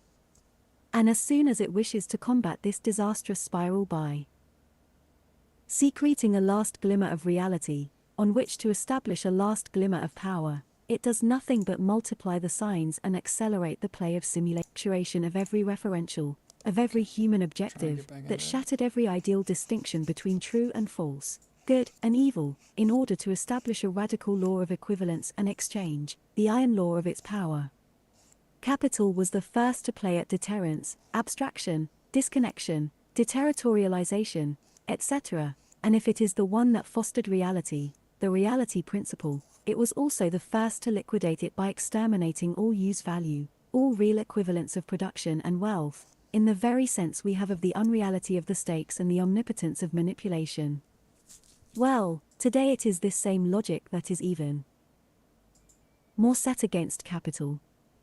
And as soon as it wishes to combat this disastrous spiral by secreting a last glimmer of reality, on which to establish a last glimmer of power, it does nothing but multiply the signs and accelerate the play of simulation. As long as the historical threat came at it from the real, power played at deterrence and simulation, disintegrating all the contradictions by dint of producing equivalent signs. Today, when the danger comes at it from simulation, that of being dissolved in the play of signs, power plays at the real, plays at crisis, plays at remanufacturing artificial, social, economic, and political stakes. For power, it is a question of life and death. But it is too late. Whence the characteristic hysteria of our times, that of the production and reproduction of the real. The other production, that of values and commodities, that of the belle époque of political economy, has for a long time had no specific meaning. What every society looks for in continuing to produce, and to overproduce, is to restore the real that escapes it. That is why today this material production is that of the hyperreal itself. It retains all the features, the whole discourse of traditional production, but it is no longer anything but its scaled-down refraction. Thus hyperrealists fix a real from which all meaning and charm, all depth and energy of representation have vanished in a hallucinatory resemblance. Thus everywhere the hyperrealism of simulation is translated by the hallucinatory resemblance of the real to itself. Power itself has for a long time produced nothing but the signs of its resemblance. And at the same time, another figure of power comes into play, that of a collective demand for signs of power, a holy union that is reconstructed around its disappearance. The whole world adheres to it more or less in terror of the collapse of the political. And in the end the game of power becomes nothing but the critical obsession with power, obsession with its death, obsession with its survival, which increases as it disappears. When it has totally disappeared, we will logically be under the total hallucination of power, a haunting memory that is already in evidence everywhere, expressing at once the compulsion to get rid of it. No one wants it anymore, everyone unloads it on everyone else, and the panicked nostalgia over its loss. The melancholy of societies without power. This has already stirred up fascism, that overdose of a strong referential in a society that cannot terminate its mourning. With the extenuation of the political sphere, the president comes increasingly to resemble that puppet of power who is the head of primitive societies, clasters. All previous presidents pay for and continue to pay for Kennedy's murder as if they were the ones who had suppressed it, which is true phantasmatically, if not in fact. They must efface this defect and this complicity with their simulated murder. Because, now it can only be simulated. Presidents Johnson and Ford were both the object of failed assassination attempts which, they were not staged, were at least perpetrated by simulation. The Kennedys died because they incarnated something, the political substance, whereas the new presidents are nothing but caricatures and fake film. Curiously, Johnson, Nixon, Ford, all have this simian mug, the monkeys of power. Death is never an absolute criterion, but in this case it is significant. The era of James Dean, Marilyn Monroe, and the Kennedys, of those who really died simply because they had a mythic dimension that implies death, not for romantic reasons, but because of the fundamental principle of reversal and exchange. This era is long gone. It is now the era of murder by simulation, of the generalized aesthetic of simulation, of the murder alibi, the allegorical resurrection of death, which is only there to sanction the institution of power, without which it no longer has any substance or an autonomous reality. These staged presidential assassinations are revealing because they signal the status of all negativity in the West, political opposition, the left, critical discourse, etc., a simulacral contrast through which power attempts to break the vicious circle of its non-existence, of its fundamental irresponsibility, of its suspension. Power floats like money, like language, like theory. Criticism and negativity alone still secrete a phantom of the reality of power. If they become weak for one reason or another, power has no other recourse but to artificially revive and hallucinate them. It is in this way that the Spanish executions still serve as a stimulant to Western liberal democracy, to a dying system of democratic values. Fresh blood, but for how much longer? The deterioration of all power is irresistibly pursued. It is not so much the revolutionary forces that accelerate this process, often it is quite the opposite. It is the system itself that deploys against its own structures this violence that annuls all substance and all finality. One must not resist this process by trying to confront the system and destroy it, because this system that is dying from being dispossessed of its death expects nothing but that from us, that we give the system back its death, that we revive it through the negative. End of revolutionary praxis, end of the dialectic. Curiously, Nixon, who was not even found worthy of dying at the hands of the most insignificant, chance, unbalanced person, and though it is perhaps true that presidents are assassinated by unbalanced types, this changes nothing. the leftist penchant for detecting a rightist conspiracy beneath this brings out a false problem, the function of bringing death to, or the prophecy, etc., against power has always been fulfilled, from primitive societies to the present, by demented people, crazy people, or neurotics, who nonetheless carry out a social function as fundamental as that of presidents, was nevertheless ritually put to death by Watergate. Watergate is still a mechanism for the ritual murder of power. The American institution of the presidency is much more thrilling in this regard than the European. It surrounds itself with all the violence and vicissitudes of primitive powers, of savage rituals. Yeah. But already impeachment is no longer assassination. It happens via the Constitution. Nixon has nevertheless arrived at the goal of which all power dreams, to be taken seriously enough, to constitute a mortal enough danger to the group to be one day relieved of his duties, denounced, and liquidated. Ford doesn't even have this opportunity anymore, a simulacrum of an already dead power.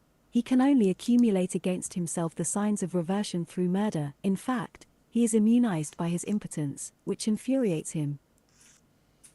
In contrast to the primitive right, which foresees the official and sacrificial death of the king or the chief is nothing without the promise of his sacrifice, the modern political imaginary goes increasingly in the direction of delaying, of concealing for as long as possible, the death of the head of state.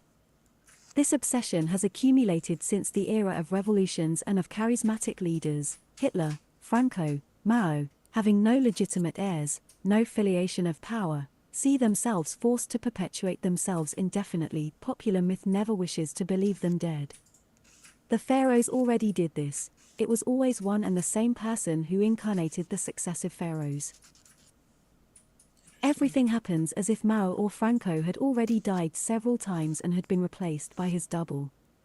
From a political point of view, that a head of state remains the same or is someone else doesn't strictly change anything, so long as they resemble each other. For a long time now a head of state, no matter which one, is nothing but the simulacrum of himself, and only that gives him the power and the quality to govern. No one would grant the least consent, the least devotion to a real person. It is to his double, he being always already dead, to which allegiance is given.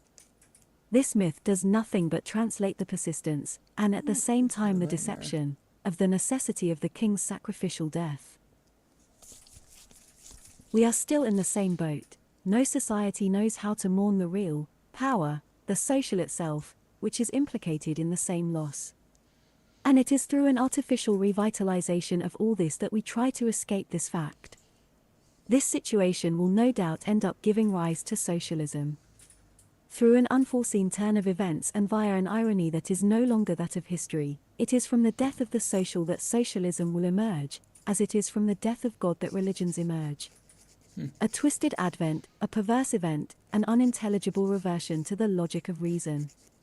As is the fact that power is in essence no longer present except to conceal that there is no more power.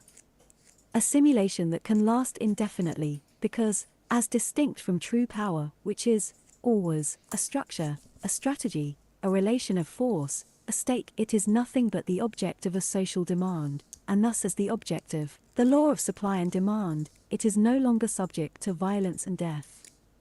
Completely purged of a political dimension, it, like any other commodity, is dependent on mass production and consumption. Its spark has disappeared, only the fiction of a political universe remains. The same holds true for work. The spark of production, the violence of its stakes no longer exist.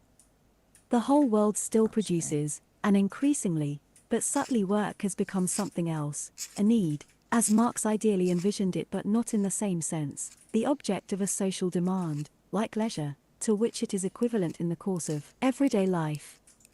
A demand exactly proportional to the loss of a stake in the work process change in fortune. As for power, the scenario of work is there to conceal that the real of work, the real of production, has disappeared. And the real of the strike as well, which is no longer a work stoppage, but its alternate pole in the ritual scansion of the social calendar. Everything occurs as if each person had, after declaring a strike, occupied his place and workstation and recommenced production, as is the norm in a self-managed occupation, exactly in the same terms as before, all while declaring himself, and in virtually being, permanently on strike. Okay, I feel like this is talking about like the gig This is not a economy. dream out of science fiction. Everywhere it is a question of doubling the process of work. Another doubling of the process of going on strike, striking incorporated just as obsolescence is in objects, just as crisis is in production. So, there is no longer striking, nor work, but both simultaneously, that is to say something else, a magic of work, a trample oil, a scenodrama, so as not to say a melodrama, of production, a collective dramaturgy on the empty stage of the social. It is no longer a question of the ideology of work, the traditional ethic that would obscure the real process of work and the objective process of exploitation, but of the scenario of work. In the same way, it is no longer a question of the ideology of power, but of the scenario of power.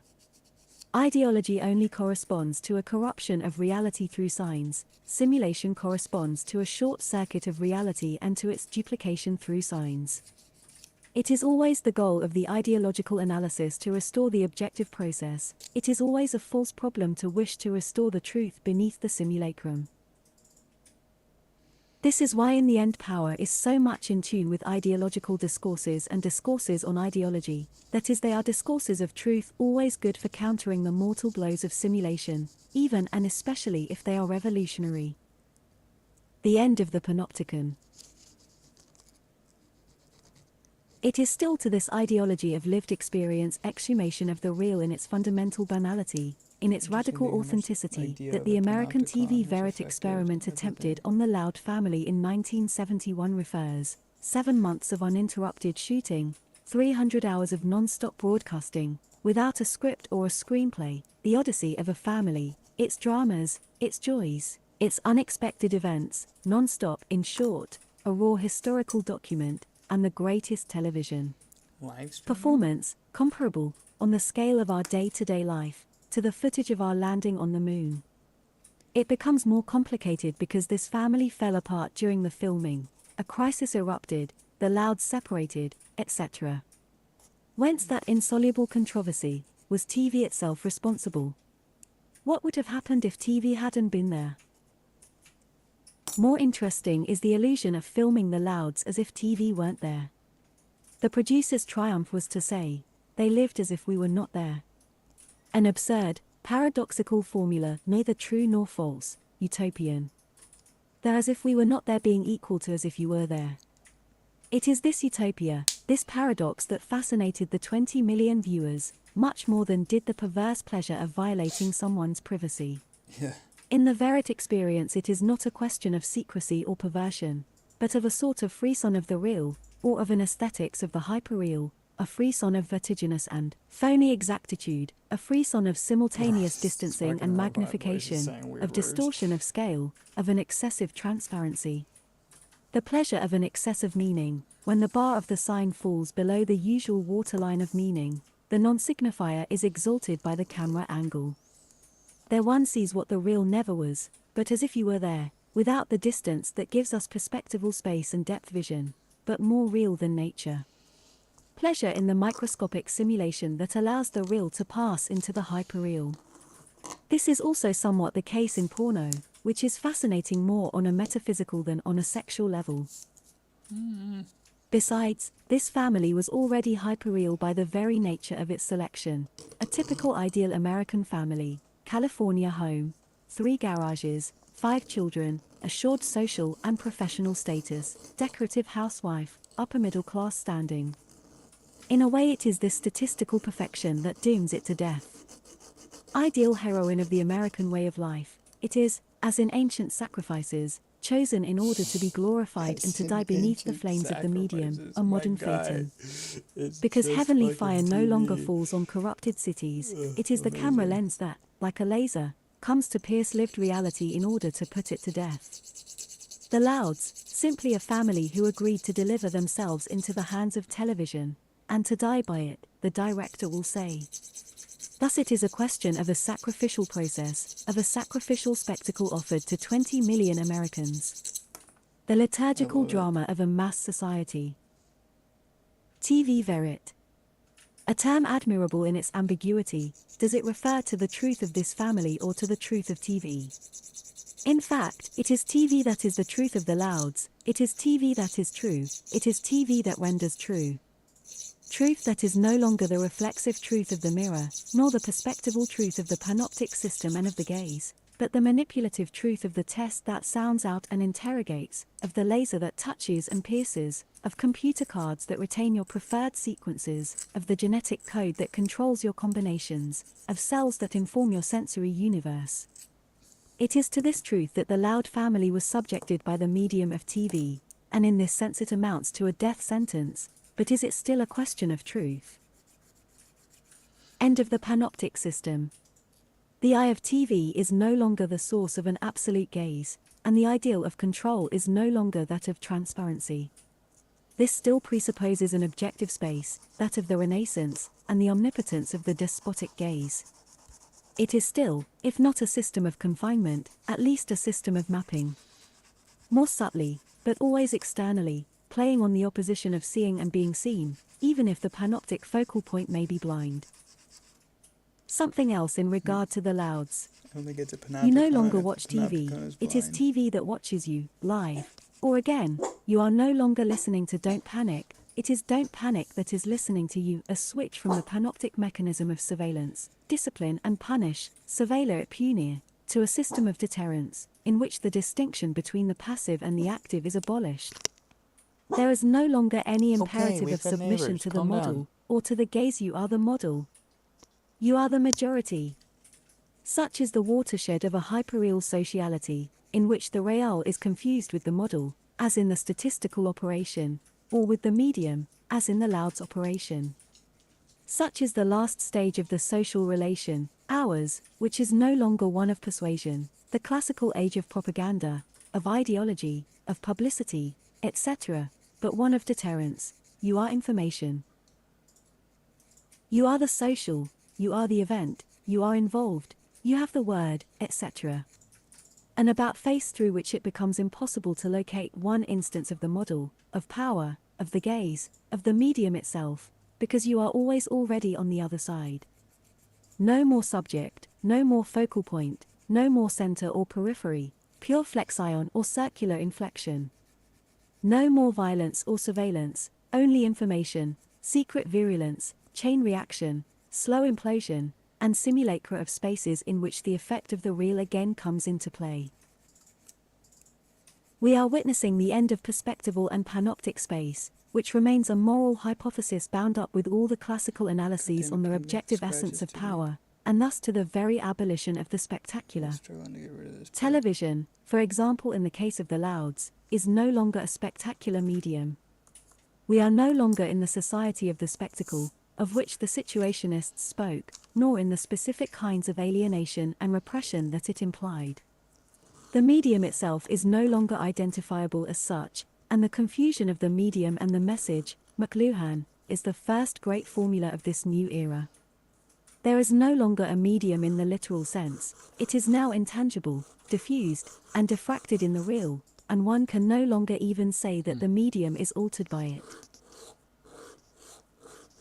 Such a blending, such a viral, endemic, chronic, alarming presence of the medium, without the possibility of isolating the effects, spectralized, like these advertising laser sculptures in the empty space of the event filtered by the medium, dissolution of TV in life. Dissolution of life in TV, indiscernible chemical solution. We are all Louds doomed not to invasion, to pressure, to violence and blackmail by the media and the models, but to their induction, to their infiltration, to their illegible violence. But one must watch out for the negative turn that discourse imposes. It is a question neither of disease nor of a viral infection. One must think instead of the media as if they were, in outer orbit, a kind of genetic code that directs the mutation of the real into the hyperreal, just as the other micromolecular code controls the passage from a representative sphere of meaning to the genetic one of the programmed signal. It is the whole traditional world of causality that is in question, the perspectival, determinist mode, the active, critical mode, the analytic mode, the distinction between cause and effect, between active and passive, between subject and object, between the end and the means. It is in this sense that one can say, TV is watching us, TV alienates us, TV manipulates us, TV informs us. In all this, one remains dependent on the analytical conception of the media, on an external active and effective agent, on perspectival information with the horizon of the real and of meaning as the vanishing point. Now, one must conceive of TV along the lines of DNA as an effect in which the opposing poles of determination vanish, according to a nuclear contraction, retraction, of the old polar schema that always maintained a minimal distance between cause and effect, between subject and object, precisely the distance of meaning, the gap, the difference, the smallest possible gap, PPEP, irreducible under pain of reabsorption into an aleatory and indeterminate process whose discourse can no longer account for it, because it is itself a determined order. It is this gap that vanishes in the process of genetic coding, in which indeterminacy is not so much a question of molecular randomness as of the abolition, pure and simple, of the relation. In the process of molecular control, which goes from the DNA nucleus to the substance that it informs, there is no longer the traversal of an effect, of an energy, of a determination, of a message. Order, signal, impulse, message, all of these attempt to render the thing intelligible to us, but by analogy, retranscribing in terms of inscription, of a vector, of decoding, a dimension of which we know nothing. It is no longer even a dimension, or perhaps it is the fourth, which is denned, however, in Einsteinian relativity by the absorption of the distinct poles of space and time.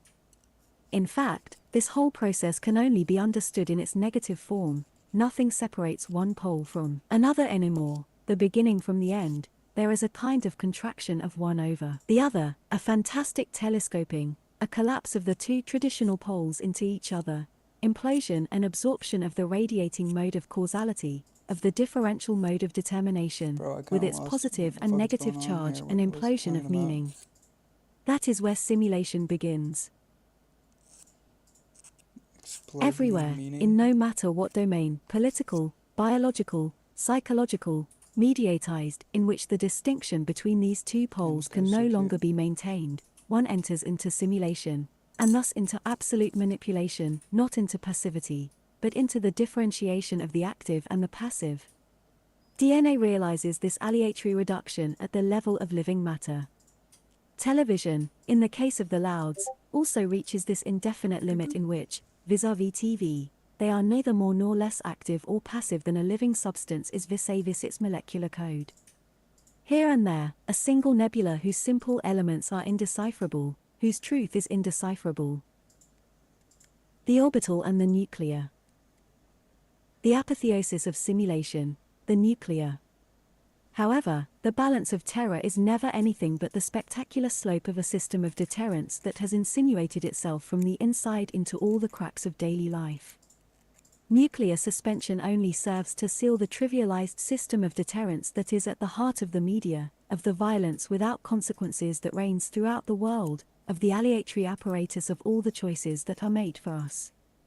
The most insignificant of our behaviors is regulated by neutralized, indifferent, equivalent signs, by zero-sum signs like those that regulate the strategy of games, but the true equation is elsewhere, and the unknown is precisely that variable of simulation which makes of the atomic arsenal itself a hyperreal form, a simulacrum that dominates everything and reduces all ground-level events to being nothing but ephemeral scenarios, transforming the life left us into survival, into a stake without stakes, not even into a life insurance policy, into a policy that already has no value. It is not the direct threat of atomic destruction that paralyzes our lives, it is deterrence that gives them leukemia. And this deterrence comes from that fact that even the real atomic clash is precluded like the eventuality of the real in a system of signs. The whole world pretends to believe in the reality of this threat. This is understandable on the part of the military. The gravity of their exercise and the discourse of their strategy are at stake, but it is precisely at this level that there are no strategic stakes. The whole originality of the situation lies in the improbability of destruction. Deterrence precludes war, the archaic violence of expanding systems. Deterrence itself is the neutral, implosive violence of metastable systems or systems in involution. There is no longer a subject of deterrence, nor an adversary nor a strategy. It is a planetary structure of the annihilation of stakes. Atomic war, like the Trojan War, will not take place.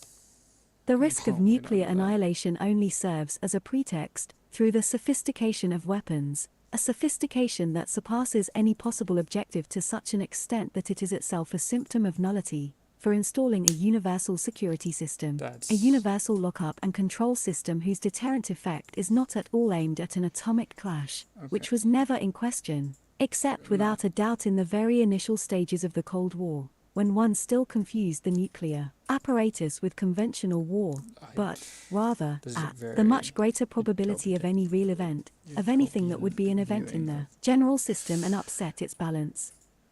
The balance of terror is the terror of balance. Yeah, okay. Deterrence is not a strategy, it circulates and is exchanged between nuclear protagonists exactly as is international capital in the orbital zone of monetary speculation whose fluctuations suffice to control all global exchanges. Thus the money of destruction, without any reference to real destruction, any more than floating capital has a real referent of production, that circulates in nuclear orbit suffices to control all the violence and potential conflicts around the world. What is hatched in the shadow of this mechanism with the pretext of a maximal, objective, threat, and thanks to Damocles' nuclear sword, is the perfection of the best system of control that has ever existed. And the progressive satellization of the whole planet through this hypermodel of security. The same goes for peaceful nuclear power stations. Pacification does not distinguish between the civil and the military. Everywhere where irreversible apparatuses of control are elaborated, everywhere where the notion of security becomes omnipotent, everywhere where the norm replaces the old arsenal of laws and violence, including war, it is the system of deterrence that grows, and around it grows the historical, social, and political desert. A gigantic involution that makes every conflict, every finality, every confrontation contract in proportion to this blackmail that interrupts, neutralizes, freezes them all. No longer can any revolt, any story be deployed according to its own logic because it risks annihilation. No strategy is possible any longer, an escalation is only a puerile game given over to the military. The political stake is dead, only simulacra of conflicts and carefully circumscribed stakes remain. Nope. The space race played exactly the same role as nuclear escalation. Nope. This is why the space program was so easily able to replace it in the 1960s, Kennedy-Khrushchev, or to develop concurrently as a form of peaceful coexistence.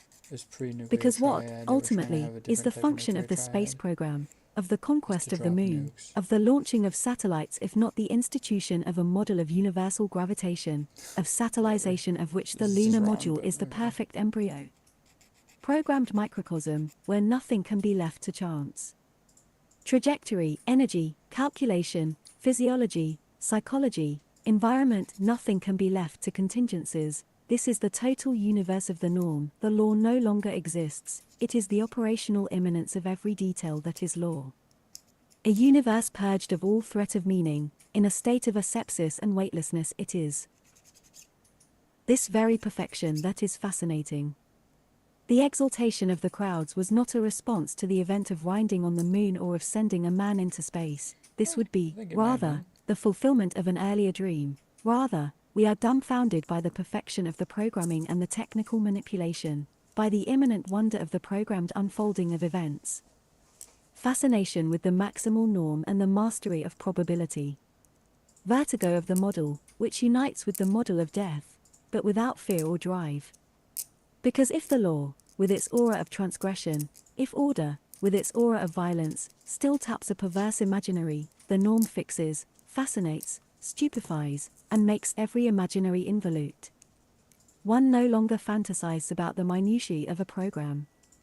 Just watching it produces vertigo.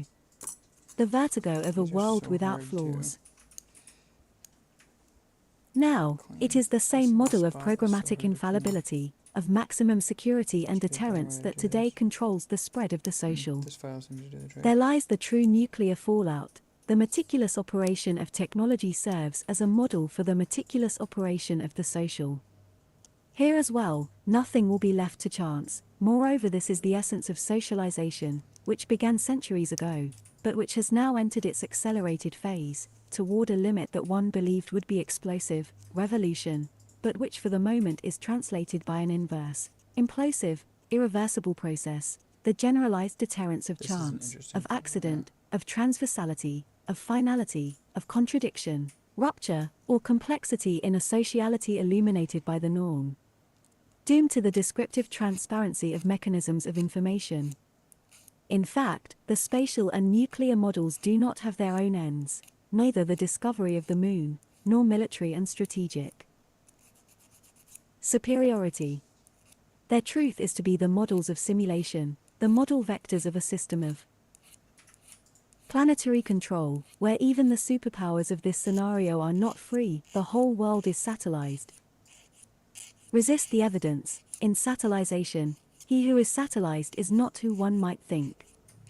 Through the orbital inscription of a spatial object, it is the planet Earth that becomes a satellite. It is the terrestrial principle of reality that becomes eccentric, hyperreal, and insignificant. Through the orbital instantiation of a system of control-like peaceful coexistence, all the terrestrial microsystems are satellized and lose their autonomy. All energy, all events are absorbed by this eccentric gravitation, everything condenses and implodes toward the only micromodel of control, the orbital satellite, as conversely, in the other, biological, dimension, everything converges and implodes on the molecular micromodel of the genetic code. Between the two, in this forking of the nuclear and the genetic, in the simultaneous assumption of the two fundamental codes of deterrence, every principle of meaning is absorbed, every deployment of the real is impossible. The simultaneity of two events in the month of July 1975 illustrated this in a striking manner. The link-up in space of the two American and Soviet supersatellites, apotheosis of peaceful coexistence, the suppression by the Chinese of ideogrammatic writing and conversion to the Roman alphabet. The latter signifies the orbital instantiation of an abstract and modelized system of signs, into whose orbit all the once unique forms of style and writing will be reabsorbed. The satellization of language, the means for the Chinese to enter the system of peaceful coexistence, which is inscribed in the heavens at precisely the same time by the link-up of the two satellites. Orbital flight of the Big Two, neutralization and homogenization of everyone else on Earth. Yet, despite this deterrence by the orbital power, the nuclear or molecular code events continue at ground level. Misfortunes are even more numerous, given the global process of the contiguity and simultaneity of data. But, subtly, they no longer have any meaning. They are no longer anything but the duplex effect of simulation at the summit. The best example can only be that of the war in Vietnam, because it took place at the intersection of a maximum historical and revolutionary stake, and of the installation of this deterrent authority. What meaning did this war have? And wasn't its unfolding a means of sealing the end of history in the decisive and culminating historic event of our era? Why did this war, so hard, so long, so ferocious, vanish from one day to the next as if by magic? Why did this American defeat, the largest reversal in the history of the USA, have no internal repercussions in America? If it had really signified the failure of the planetary strategy of the United States, it would necessarily have completely disrupted its internal balance and the American political system. Nothing of the sort occurred. It was a battle for... Something else, then, took America. place. It was a war for Vietnam. This war, at bottom, was nothing but a crucial episode of peaceful coexistence. It marked the arrival of China to peaceful coexistence. The non-intervention of China obtained and secured after many years, China's apprenticeship to a global modus vivendi, the shift from a global strategy of revolution to one of shared forces and empires, the transition from a radical alternative to political alternation in a system now essentially regulated, the normalization of Peking-Washington relations. This was what was at stake in the war in Vietnam, and in this sense, the USA pulled out of Vietnam but won the war. And the war ended spontaneously when this objective was achieved. That is why it was de-escalated, demobilized so easily. This same reduction of forces can be seen on the field. The war lasted as long as elements irreducible to a healthy politics and discipline of power, even a communist one, remained unliquidated. When at last the war had passed into the hands of regular troops in the north and escaped that of the resistance, the war could stop. It had attained its objective. The stake is thus that of a political relay. As soon as the Vietnamese had proved that they were no longer the carriers of an unpredictable subversion, one could let them take over. That theirs is a communist order is not serious in the end. It had proved itself, it could be trusted. It is even more effective than capitalism in the liquidation of savage and archaic pre-capitalist structures. Same scenario in the Algerian War. The other aspect of this war and of all wars today, behind the armed violence, the murderous antagonism of the adversaries, which seems a matter of life and death, which is played out as such, or else one could never send people to get themselves killed in this kind of thing. Behind this simulacrum of fighting to the death and of ruthless global stakes, the two adversaries are fundamentally in solidarity against something else, unnamed, never spoken, but whose objective outcome in war, with the equal complicity of the two adversaries, is total liquidation. Tribal, communitarian, pre-capitalist structures, every form of exchange, of language, of symbolic organization, that is what must be abolished. That is the object of murder in war, and war itself, in its immense, spectacular death apparatus, is nothing but the medium of this process of the terrorist rationalization of the social, the murder on which sociality will be founded, whatever its allegiance, communist or capitalist. Total complicity, or division of labor between two adversaries, who may even consent to enormous sacrifices for it, for the very end of reshaping and domesticating social relations. The North Vietnamese were advised to countenance a scenario for liquidating the American presence in the course of which, of course, one must save face. This scenario, the extremely harsh bombardments of Hanoi. Their untenable character must not conceal the fact that they were nothing but a simulacrum to enable the Vietnamese to seem to countenance a compromise and for Nixon to make the Americans swallow the withdrawal of their troops. The game was already won. Nothing was objectively at stake but the verisimilitude of the final montage. The moralists of war, the holders of high wartime values, should not be too discouraged. The war is no less atrocious for being only a simulacrum, the flesh suffers just the same, and the dead and former combatants are worth the same as in other wars. This objective is always fulfilled, just like that of the charting of territories and of disciplinary sociality. What no longer exists is the adversity of the adversaries, the reality of antagonistic causes, the ideological seriousness of war. And also the reality of victory or defeat, war being a process that triumphs well beyond these appearances. In any case, the pacification, or the deterrence, that dominates us today is beyond war and peace. It is that at every moment war and peace are equivalent. War is peace, said Orwell. There also, the two differential poles implode into each other, or recycle one another, a simultaneity of contradictions that is at once the parody and the end of every dialectic. Thus one can completely miss the truth of a war, namely, that it was finished well before it started, that there was an end to war at the heart of the war itself, and that perhaps it never started. Many other events, the oil crisis, etc., never started, never existed, except as artificial occurrences, abstract, ersatz, and as artifacts of history, catastrophes, and crises destined to maintain a historical investment under hypnosis. The media and the official news service are only there to maintain the illusion of an actuality, of the reality of the stakes, of the objectivity of facts. All the events are to be read backward, or one becomes aware, as with the communists in power in Italy, the posthumous rediscovery of the gulags and Soviet dissidents, like the almost contemporary discovery, by a moribund ethnology, of the lost difference of savages, that all these things arrive too late, with a history of delay, a spiral of delay, that they long ago exhausted their meaning and only live from an artificial effervescence of signs, that all these events succeed each other without logic, in the most contradictory, complete equivalence, in a profound indifference to their consequences, but this is because there are none. They exhaust themselves in their spectacular promotion. All newsreel footage thus gives the sinister impression of kitsch, of retro, and porno at the same time. Doubtless everyone knows this, and no one really accepts it. the reality of simulation is unbearable, crueler than Artaud's theatre of cruelty, which was still an attempt to create a dramaturgy of life, the last gasp of an ideality of the body, of blood, of violence in a system that was already taking it away, toward a reabsorption of all the stakes without a trace of blood. For us the trick has been played. All dramaturgy, and even all real writing of cruelty has disappeared.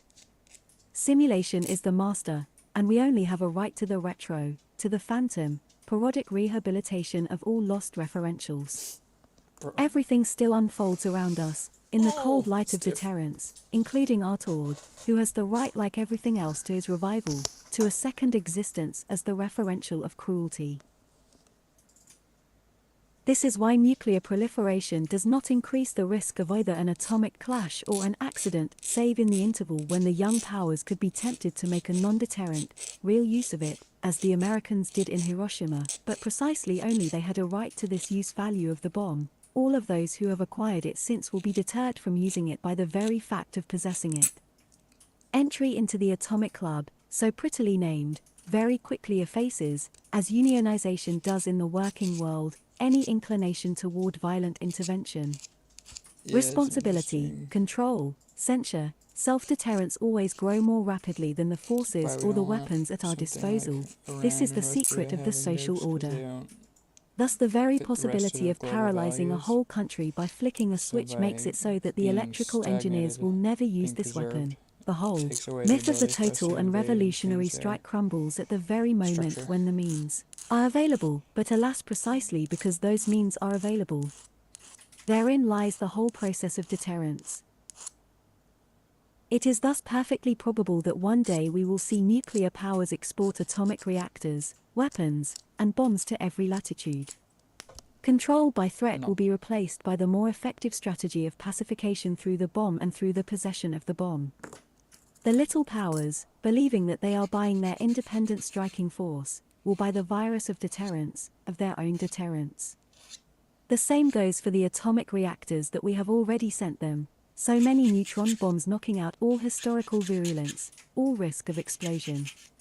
In this sense, the nuclear everywhere inaugurates an accelerated process of implosion. It freezes everything around it, it absorbs all living energy. The nuclear is at once the culminating point of available energy and the maximization of energy control systems. Lockdown and control increase in direct proportion to, and undoubtedly even faster than, liberating potentialities. This was already the aporia of the modern revolution. It is still the absolute paradox of the nuclear. Energies freeze in their own fire, they deter themselves. One can no longer imagine what project, what power, what strategy, what subject could exist behind this enclosure, this vast saturation of a system by its own forces, now neutralized, unusable, unintelligible, non-explosive except for the possibility of an explosion toward the center, of an implosion where all these energies would be abolished in a catastrophic process, in the literal sense, that is to say in the sense of a reversion of the whole cycle toward a minimal point, of a reversion of energies toward a minimal threshold. Okay, I mean, that was kind of an interesting book. It was a super interesting book, really dense. Definitely gonna need to listen to it again. Basically, no clue on the irony of subway ad fucking blaring in the background. Definitely gonna need to listen to that again. I'm not sure I fully understood everything. There's some sections that I was really lost. Yeah, I mean, I made good progress on this stuff. Learned something new. I'm gonna take a break now. Been going for 2 hours straight. Ready for a break. Oh, check this. Do I have anything I can get rid of? Looks pretty okay. Man, I hate the way Lost Wax dries and leaves those little marks. It really fucks with me, to be honest. Bunch of stuff I'd like to fix about these links. Next time.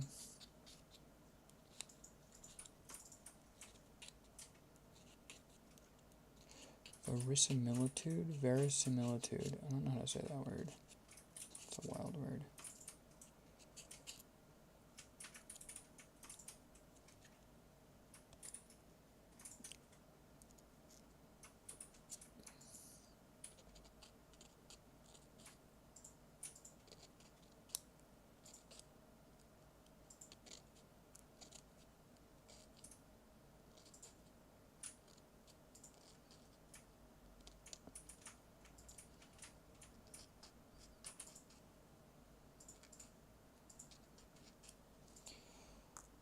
Alright.